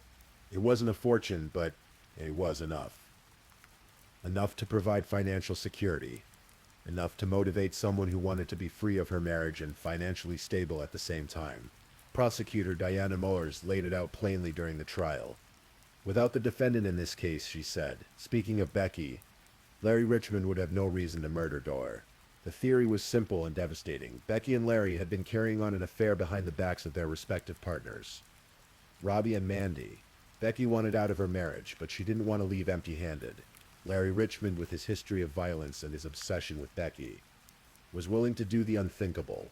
On the night of February 26, 2019, according to prosecutors, Becky and Larry finalized their plan over the phone. That 5-minute call that Becky would later delete. She told him when Robbie would be home. She gave him the information he needed to be waiting in the alleyway behind the house. When Robbie's headlights appeared in the driveway, Larry Richmond was ready. He stepped out of the shadows with that Taurus Judge revolver, and he shot Robbie Dorr 3 times as the exhausted firefighter climbed out of his truck. Then Larry disappeared into the night, checking his police scanner apps to monitor whether authorities were closing in. Meanwhile, Becky played the role of the grieving widow, calling 911, speaking to neighbors, acting shocked and devastated. But she'd made one mistake. She deleted that phone call from her records, thinking it would hide her involvement. She didn't realize that phone companies keep more detailed records than what appears on your device. That deleted call became the thread that, when pulled, unraveled the entire conspiracy. Elizabeth Fox Dorr's trial began on May 6, 2024. She was 52 years old by then, having spent almost 2 years in jail awaiting her day in court. She maintained her innocence throughout, insisting she had nothing to do with her husband's murder. The trial lasted 6 days, and the Vanderburgh County courtroom was packed with spectators, journalists, and most importantly, Robbie's family. They came to see justice for a man who'd spent his life serving others, only to be betrayed by the person who should have loved him most. The prosecution presented their case methodically. They showed the jury the phone records proving Becky had called Larry Richmond just before the murder. They presented the location data that placed Larry at the scene. They brought in Larry Richmond Jr., who testified about his father's confession and the affair he'd witnessed. A prison informant took the stand and described Larry Richmond Sr.'s admissions about killing Robbie. Perhaps most damaging of all was the testimony from Becky's own son, Nathaniel Guthrie. Robbie had been Nathaniel's stepfather, but the bond between them was deeper than biology. He was like a father to me. Nathaniel told the jury his testimony helped paint a picture of Robbie as a devoted family man who'd never suspected the betrayal brewing under his own roof. Becky's defense attorney, Rob Phillips, argued vigorously for his client. He called the case circumstantial, built on speculation rather than hard proof. He pointed out that aside from that single phone call on February 26, 2019, investigators had found no evidence in the 5 years since the murder that directly proved Becky had ordered or participated in the killing. I had nothing to do with it, Becky insisted in an interview. Nothing at all. She maintained that Larry Richmond Sr. had acted alone, that if he'd killed Robbie, he'd done so for his own reasons. But the jury didn't buy it. After deliberating, they returned with their verdict, guilty on both counts, murder and conspiracy to commit murder. When Judge Robert J. Pigman read the verdict, Becky's face trembled slightly, but she remained mostly composed. She was remanded back to the Vanderburgh County Jail, where she'd been held since July 2022 to await sentencing. On June 17, 2024, Elizabeth Fox Dorr returned to court for her sentencing hearing. This was the moment when Robbie's family could finally speak, when they could tell the court what his absence had cost them. His daughter, Lindsay Griffin, took the stand with tears streaming down her face. She spoke about her little girl, Robbie's granddaughter, and what the child had said at his funeral. She asked me when Grandpa was coming back, Lindsay said, her voice breaking. That was one of the hardest things I've ever had to hear, trying to explain to her that he was gone forever. Robbie's sister, Angela Roybal, wept as she described how her brother's absence had left a hole in every family gathering, every holiday, how his grandson was growing up to look just like him, but would never know the man who would have loved him so fiercely, Nathaniel Guthrie, who'd lost both his stepfather and now his mother to this tragedy, spoke about the 5 long years of waiting. Finally, justice has been served, he said. Dad can finally rest. He can finally sleep. He can finally be put to rest. The defense attorney, Mark Phillips, made one last appeal. He spoke about something he called residual doubt. The idea that in circumstantial cases there should be mercy when absolute certainty is impossible. He asked the judge to impose the minimum sentence, arguing that the state had never definitively proven Becky told Larry to pull the trigger. Prosecutor Diana Morris Davis countered with the aggravating factors: the existence of a conspiracy, the relationship between the defendant and victim, the cold-blooded nature of the crime, the financial motive. She argued for consecutive sentencing, the maximum punishment available. Judge Pigman delivered his sentence: 60 years for murder, 30 years for conspiracy to commit murder, to be served consecutively. A total of 90 years in prison. For a 52-year-old woman, it was effectively a life sentence.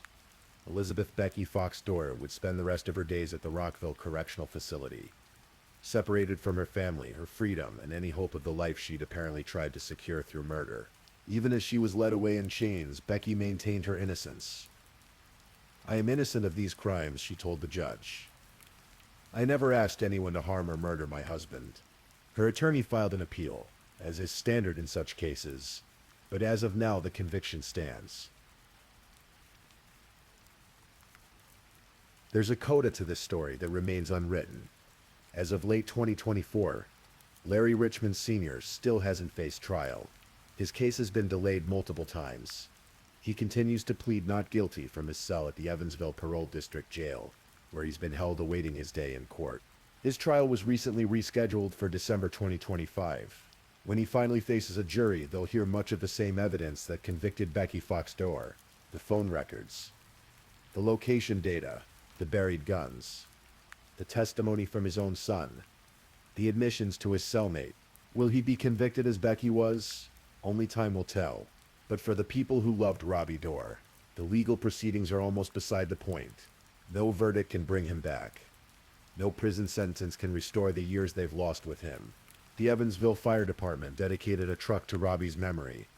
There's a photo of his daughter Lindsay and her little girl sitting in that truck, surrounded by the tools of the profession Robbie loved so much. It's a bittersweet memorial to a man who gave his life to saving others, only to have his own life taken by the people who should have protected him. His best friend, Larry Wild, who worked beside him for 34 years, spoke to the media after Becky's conviction. "You can't replace the best friend," he said quietly, "especially not one for 34 years. Chief Mike Connolly, speaking at Robbie's memorial service, said that Robbie wore his badge with pride and dignity. His legacy of integrity is what the foundation of this department is built upon. Every day, firefighters at Station 1 go to work. They check their equipment, they respond to emergencies, they save lives, and they do it without Robbie Dorr, the man who always greeted them with 'How are you, young man?' or 'How are you, young lady?' The man who would freeze your coffee mug in ice if you weren't paying attention. The man who ran into burning buildings when everyone else was running out. There's something particularly cruel about being murdered by someone you trust. Robbie Dorr spent his last moments coming home after a 12-hour shift of serving his community. He was tired, probably thinking about dinner, probably looking forward to seeing Becky. He had no idea that she'd spent those 12 hours coordinating his death, that she'd told another man exactly when to expect him, that the headlights she saw weren't a welcome sight, but a signal that everything was going according to plan. In true crime, we often encounter the phrase crime of passion. We hear about murders committed in the heat of anger, in moments of rage that spin out of control. This wasn't that. This was calculated. This was cold. This required Becky to look at her husband day after day, to say, "I love you," perhaps, to make plans for the future, all while knowing that she was planning to end his life. For what? For 75% of a firefighter's pension and $12,000. For the freedom to be with Larry Richmond Sr., a convicted murderer. Was that worth Robbie's life? Was that worth destroying their family? Was that worth the grief of his daughter, his sisters, his friends, his grandchildren who will grow up without him? These are questions that have no satisfying answers.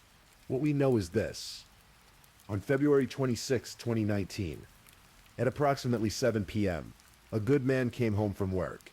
He'd spent the day serving his community, ready to save lives at a moment's notice. And in his own driveway, the place where he should have been safest, he was shot and killed by someone his wife had sent to murder him. The investigation took years. The trial was long, the sentencing was harsh, but none of it brings Robbie back. Somewhere tonight, Lindsay Griffin is tucking her daughter into bed. Maybe the little girl asks about Grandpa Robbie, about the stories her mother tells her. Maybe she looks at photos of a man in a firefighter's uniform, a man with kind eyes and weathered hands, a man she'll never really know.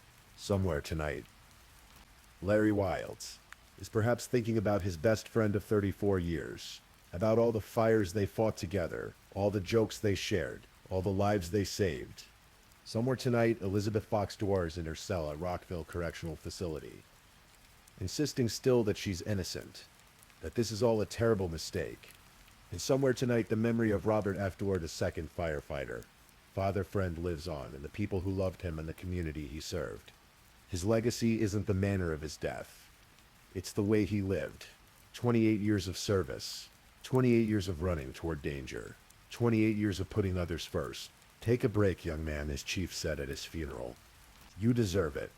Rest easy, brother. We'll take it from here. And so, as we close this story, let that be the last word.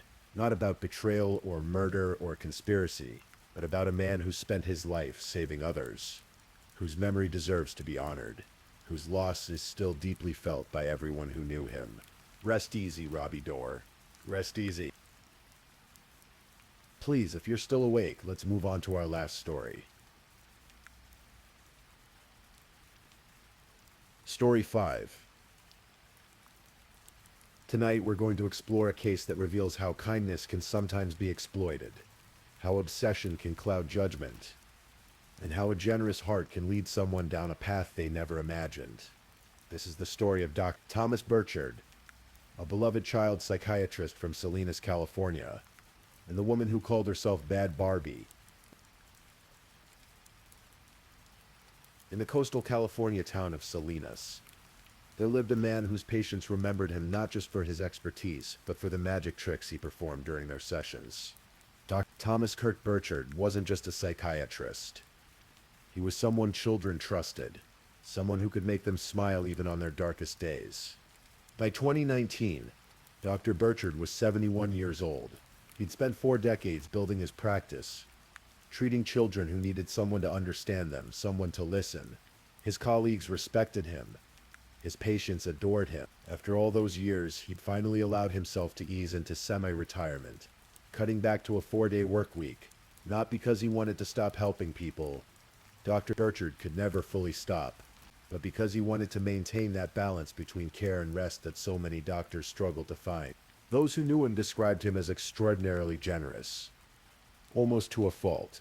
If he saw someone in need, he would give them the shirt off his back. That's what his longtime girlfriend, Judy Earp, would later say about him. She'd met Tom, as she called him, during the early 2000s on a trip to Las Vegas with mutual friends. Their connection was immediate. Not long after, she moved from Orange County to Salinas to be with him, and they built a life together for 17 years. But Tom's generosity extended beyond his relationship with Judy. Perhaps it was the psychiatrist in him, always wanting to help, always seeing the wounded soul beneath the surface. Throughout their relationship, Judy was aware that Tom sent money to women he met online. It wasn't about romance with all of them, she believed. It was about Tom's inability to turn away from a sad story. Some people took advantage of that trait, but none would take advantage quite like Kelsey Turner. Tom's inclination to help people had surfaced even earlier in his life. His divorce papers from 2001 mentioned his tendency to send money to women he'd met on the internet. It was a pattern, a compulsion almost. This need to be someone's savior, and in the age of social media and Instagram models, that impulse would find its most dangerous target. Kelsey Nicole Turner was 25 years old when she entered Dr. Burchard's life. Though the exact circumstances of their meeting remain somewhat unclear, what is known is that they connected online, and what began as a simple interaction evolved into something much more complicated. Kelsey presented herself to the world through carefully curated images on Instagram, where she went by the username Bad Barbie. With her platinum blonde hair, surgically enhanced figure, and provocative poses, she'd built a following of tens of thousands. She'd appeared in Playboy Italia and Maxim, though calling her a professional model might have been generous. She was more accurately described as an aspiring model, someone who traded in the currency of social media attention and paid appearances at nightclub events. In interviews published alongside her modeling photos, Kelsey described herself as impulsive and said she loved emotions and fun. She claimed to live her life fully aware that it is the only one I have. She had a tattoo of a gun tucked into a garter belt on her thigh, an image that, in retrospect, carries a disturbing irony. But behind the glamorous Instagram persona was a struggling single mother, originally from Arkansas, transplanted to California, trying to make ends meet while raising a young son. And that's where Dr. Thomas Burchard came in. The relationship between Kelsey and Tom was complicated, transactional, and according to some sources involved both Kelsey and her mother. Tom began helping Kelsey financially, paying her rent, her insurance, providing what she needed. At first it might have seemed like simple kindness, a wealthy psychiatrist helping a young mother get on her feet. But then the amounts grew larger. The help became more frequent. According to Judy Earp, Tom spent upwards of $300,000 on Kelsey over the course of several years. That's not a typo. $300,000. $2,000 to $4,000 a week by some estimates. Tom paid rent on a home that Kelsey shared with her mother in Salinas for a full year. He provided cars. He covered expenses that seemed to multiply endlessly. Judy later revealed that Kelsey had even printed fraudulent checks from her home computer using Tom's account information and made online purchases on his dime. Judy wasn't blind to what was happening. She'd seen Tom help women before, but never to this magnitude. She warned him. She saw Kelsey as manipulative, dangerous, even as evil as Charles Manson. She would later describe the young woman. Those are strong words. Words born from frustration and fear. She could see what Tom couldn't, or wouldn't see. The last conversation I had with him, Judy recalled, he had to go to Las Vegas to check things out because she was a compulsive liar. Because by early 2019, Kelsey had moved. After being evicted from the Salinas home when Tom briefly stopped paying the rent, she relocated to Las Vegas with her 4-year-old son. And somehow, despite everything, Tom started paying her rent again. This time for a 2-story stucco home in a suburban Las Vegas neighborhood. The house in Las Vegas wasn't just Kelsey's. She shared the top-floor master bedroom with her boyfriend John Logan Kennison. Logan, as he preferred to be called, was 27 years old, a man who would later be described by his own attorneys as being under Kelsey's spell, a master manipulator he could not rebuff. Kelsey's son had his own bedroom on the 2nd floor, next to a room occupied by their housemate, Diana Pena. Diana was a 30-year-old woman who worked as a bartender at a Las Vegas strip resort. She needed a place to stay, and Kelsey had taken her in. Another roommate, Jeremy Esserick, slept downstairs. It was a full house sustained entirely by Dr. Thomas Burchard's money, and everyone who lived there knew it. Throughout this arrangement, something was eating at Tom. Despite all the money he'd spent, despite all the help he'd provided, he was beginning to understand what Judy had been telling him all along. Kelsey Turner was using him. She wasn't grateful, she was entitled. She wasn't getting better. She was getting worse. According to Diana's later testimony, Kelsey had problems with drugs and alcohol. She had control over Tom. Diana said, and Tom knew Kelsey needed help. But despite everything, Tom told Diana that he loved Kelsey. Love is complicated. Obsession is even more so. And by early March 2019, Tom had made a decision. He was going to cut Kelsey off. He was going to take it all away, the rent money, the financial support, everything. He didn't want to be her golden goose anymore, as Diana would later put it. But there was another concern growing in Tom's mind, one that made the situation even more volatile. Tom had been speaking with Kelsey's mother about Kelsey's parenting. Given her issues with substance abuse and her increasingly erratic behavior, Tom wondered if it might be necessary to involve social services regarding Kelsey's son. Just over a week before he died, social workers appeared at the door of Tom's Salinas home. They were inquiring about his mental state. checking to see if he might be suffering from dementia. Someone had tipped them off. Judy suspected it was connected to Kelsey, though she couldn't prove it, but she saw it as an opportunity. She told the social workers that a young woman named Kelsey Turner was taking advantage of her boyfriend. The trap was being set, though no one realized it yet.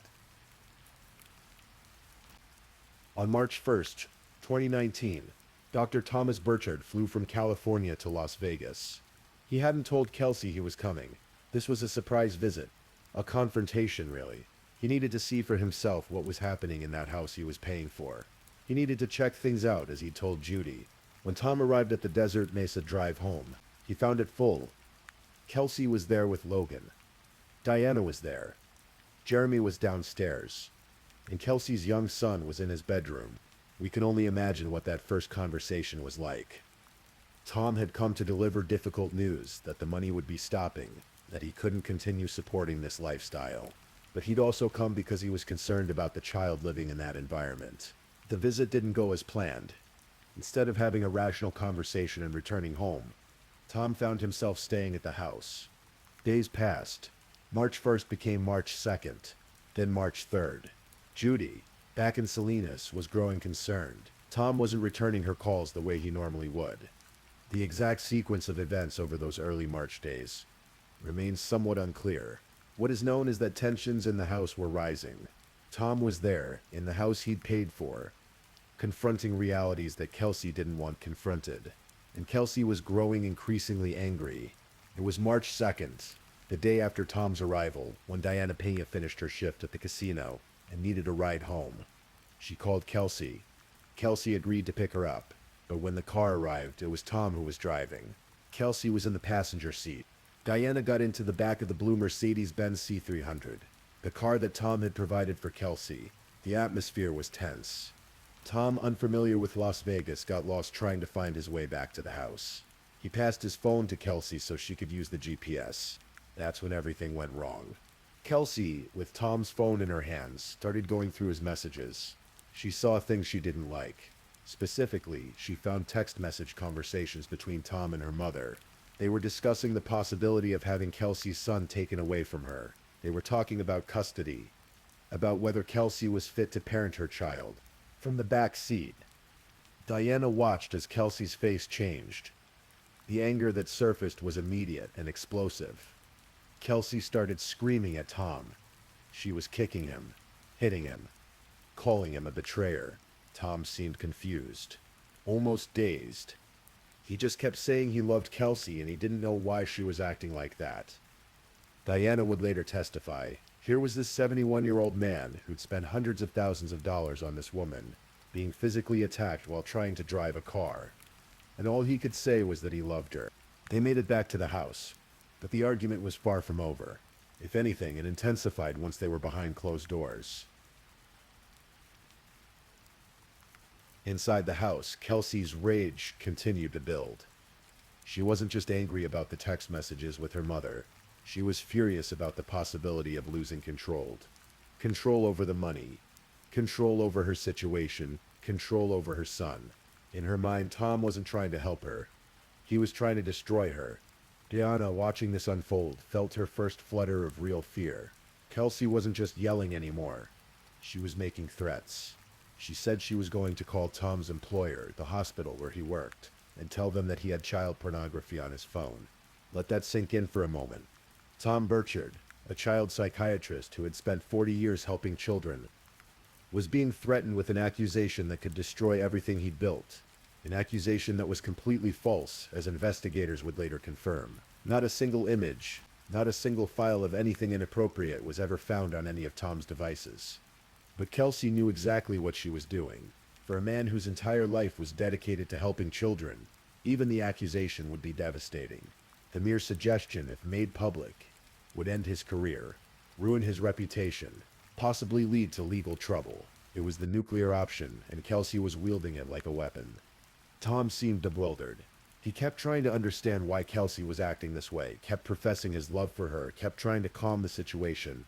Diana, meanwhile, was thinking about Kelsey's young son, who was upstairs in his bedroom, probably hearing all of this. She quietly called a trusted friend and asked them to come get the boy. Take him somewhere safe. The friend arrived and took the child away from the house. Diana's instincts were telling her that something terrible was about to happen.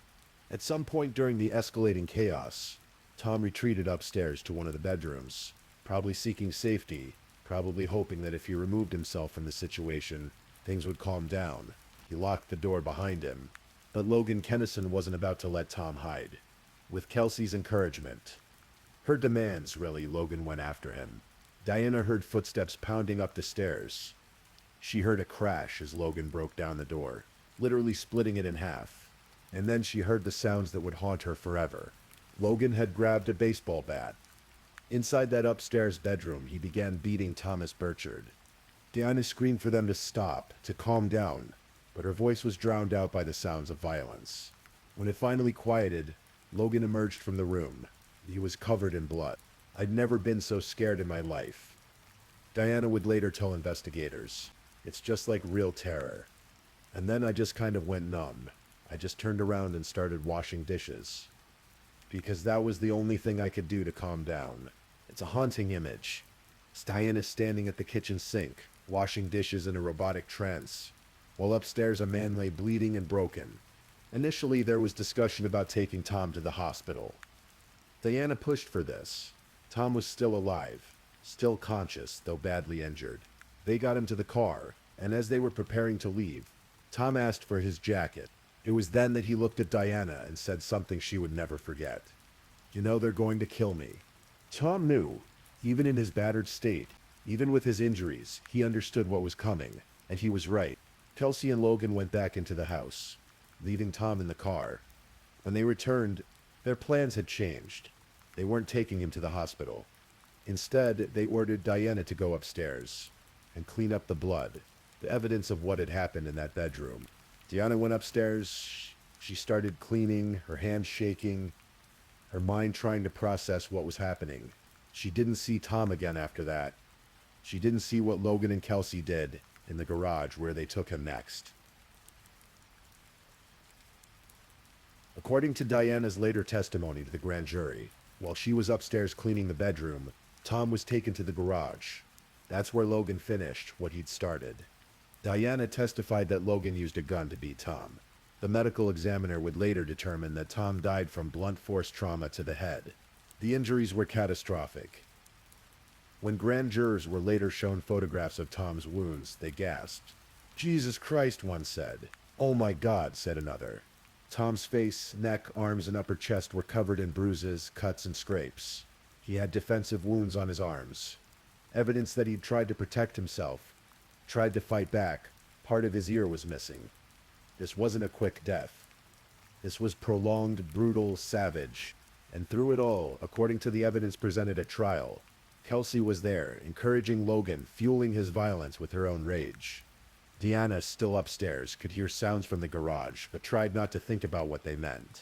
She focused on scrubbing blood from the bedroom walls, gathering up the evidence, doing what she'd been told to do, because by this point Diana was also a victim. Caught in a nightmare she couldn't escape, fearing that if she didn't cooperate she might be next. When Logan was finished, Tom's body needed to be hidden.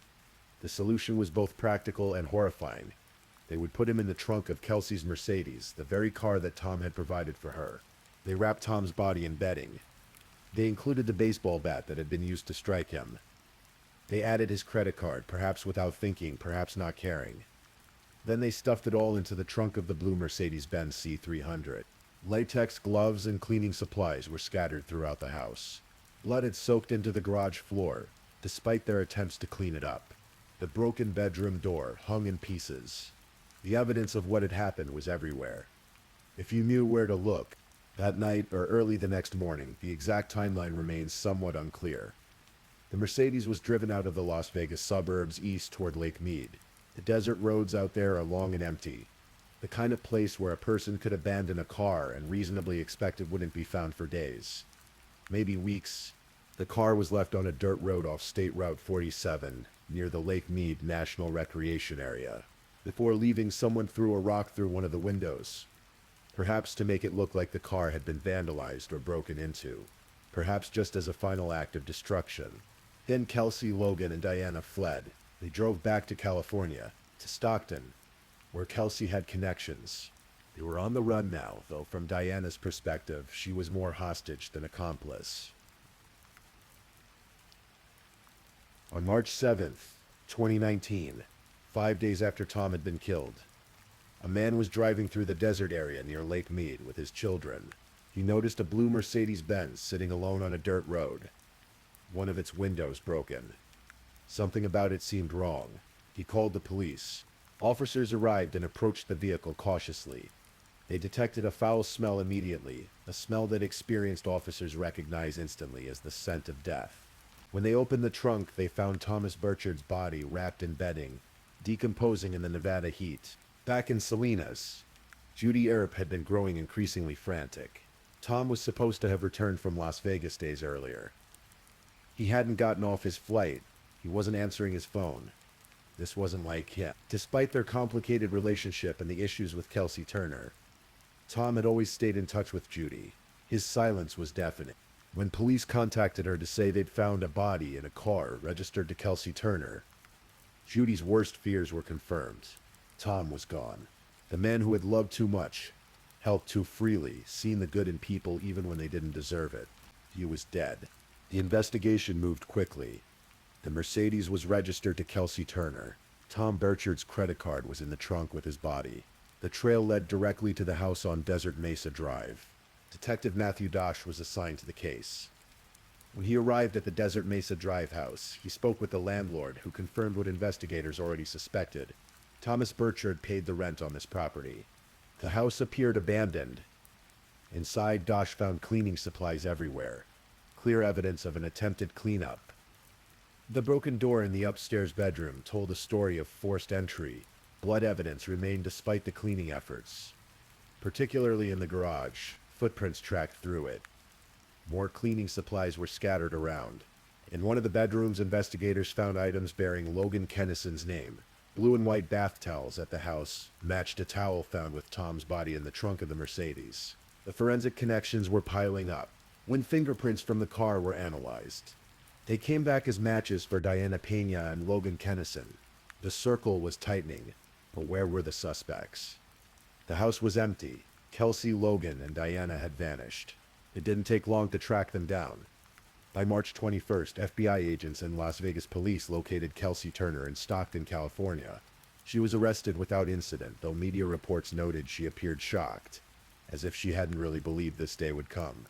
Logan Kennison was arrested back in Las Vegas. Shortly after, like Kelsey, he maintained his innocence. "We're not monsters.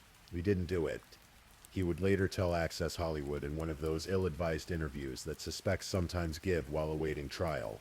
Diana Pena initially fled with Kelsey and Logan, but as the reality of her situation sank in, and as investigators made clear they had physical evidence placing her at the scene, she made a different choice. She turned herself in to police. And then she did something that would determine the trajectory of the entire case. She told the truth. On June 11th, 2019, Diana Pena stood before a judge and entered a plea of guilty to accessory to murder. In exchange for her cooperation and testimony, prosecutors reduced her charge from the original murder accusation. She agreed to testify against Kelsey and Logan in grand jury proceedings. Diana's testimony painted a vivid, horrifying picture of what had happened in that house. She described Kelsey going through Tom's phone and discovering the messages about potentially having her son taken away.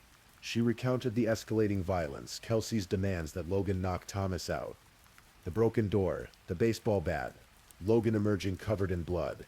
She testified about Tom's final words to her. "You know they're gonna kill me." She described being ordered to clean up the crime scene while Tom was taken to the garage. She admitted she helped clean up afterward, that she'd fled with Kelsey and Logan to California, but she maintained and prosecutors believed that she had been terrified, acting under duress, trying to survive a situation she'd never asked to be part of. During grand jury proceedings, the jurors' reactions to the evidence said everything. When shown photographs of Tom's injuries, their gasps and exclamations were recorded in the transcript. The brutality of what had been done to this kind, generous man was almost incomprehensible. Diana's attorney, Jess Mitsuda, would later emphasize that his client had nothing to do with Tom's death itself. She hadn't participated in the violence, hadn't encouraged it. She was a witness who had been caught in a nightmare. The grand jury indicted Kelsey Turner and Logan Kennison on charges of open murder with a deadly weapon and conspiracy to commit murder. Both pleaded not guilty. Diana Pena was released on her own recognizance. She'd ultimately be sentenced to 3 years of probation, a sentence that acknowledged her cooperation while recognizing she'd still participated in the cover-up of a murder. As the case moved toward trial, the defense strategies began to take shape, and they revealed something fascinating about how each participant understood what had happened. Logan Kennison's attorneys pursued a particular line of argument. Their client was a man in love with a master manipulator.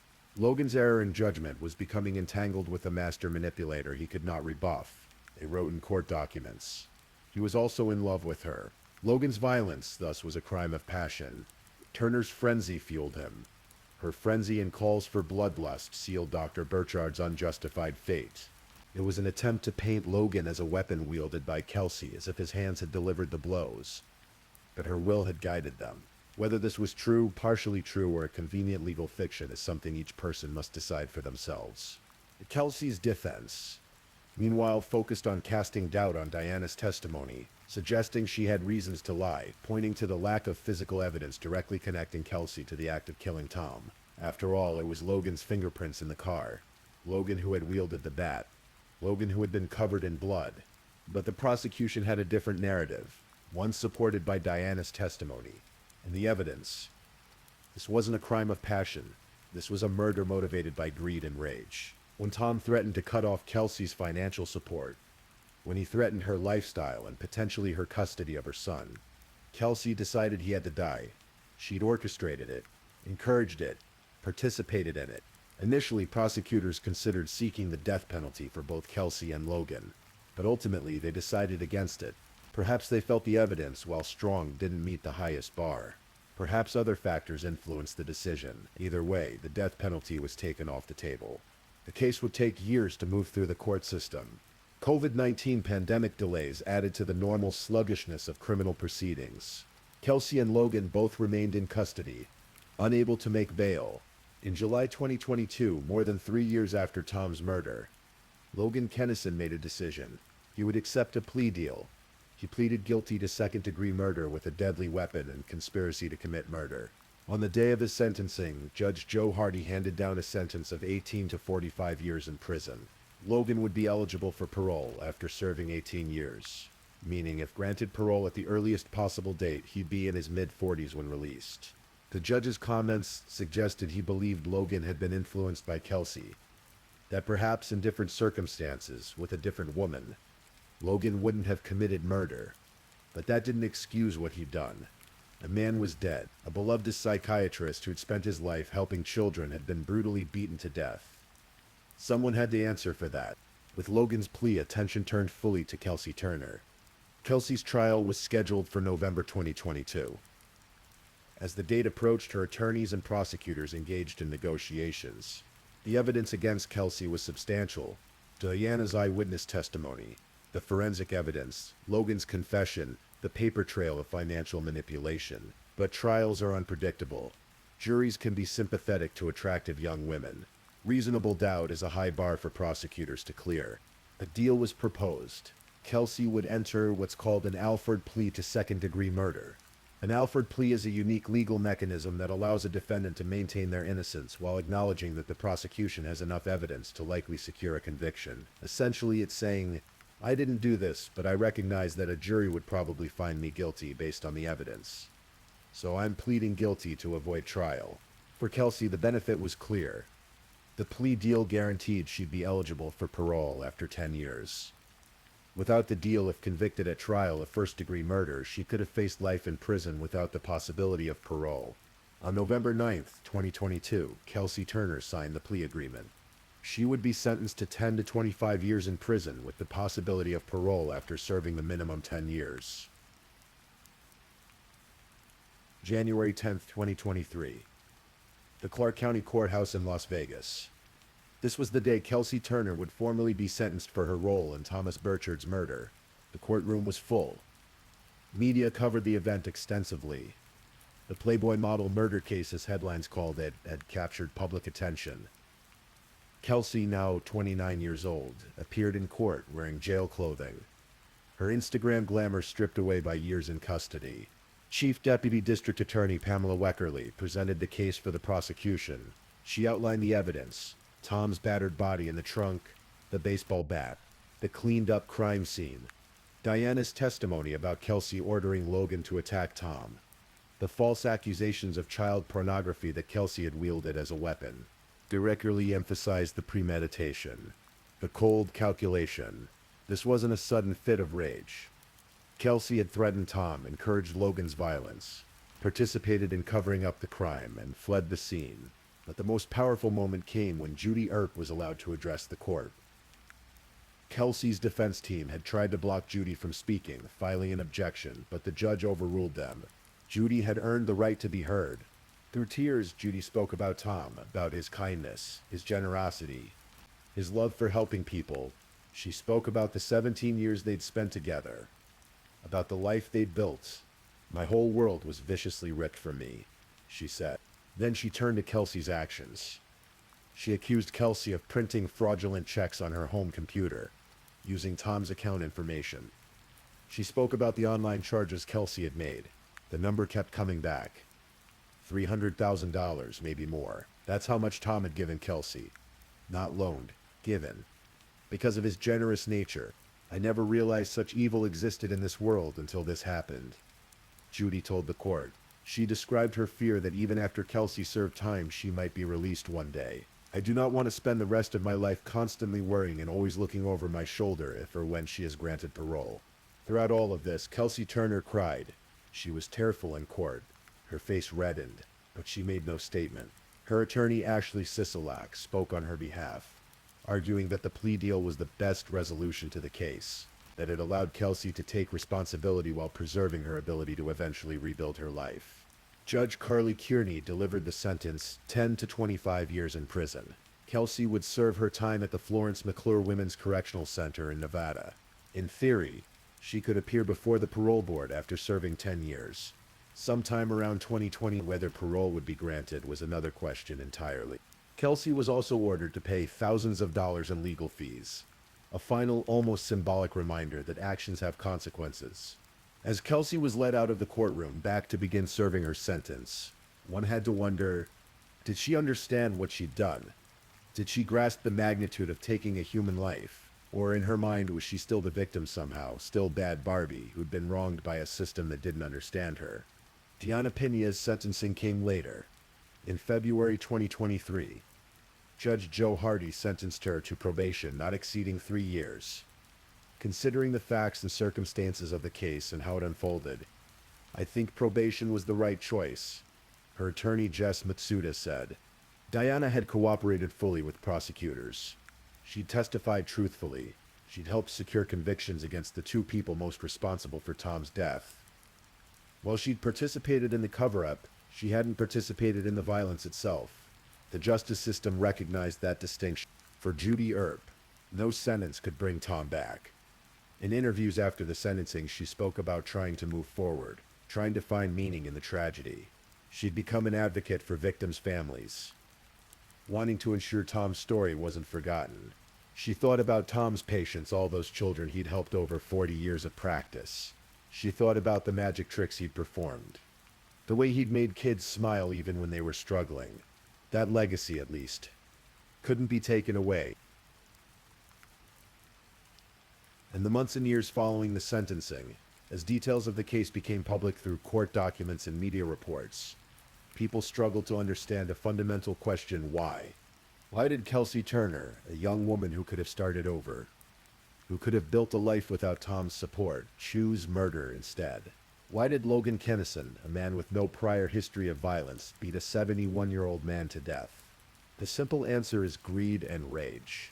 Tom threatened to cut off Kelsey's lifestyle. Worse, he threatened her custody of her son. In Kelsey's mind, according to prosecutors, Tom had become an enemy rather than a benefactor, and enemies needed to be eliminated. But there's a deeper psychological element at work here, one that psychiatrists who've studied cases like this might recognize. Kelsey had come to see Tom's money as hers by right.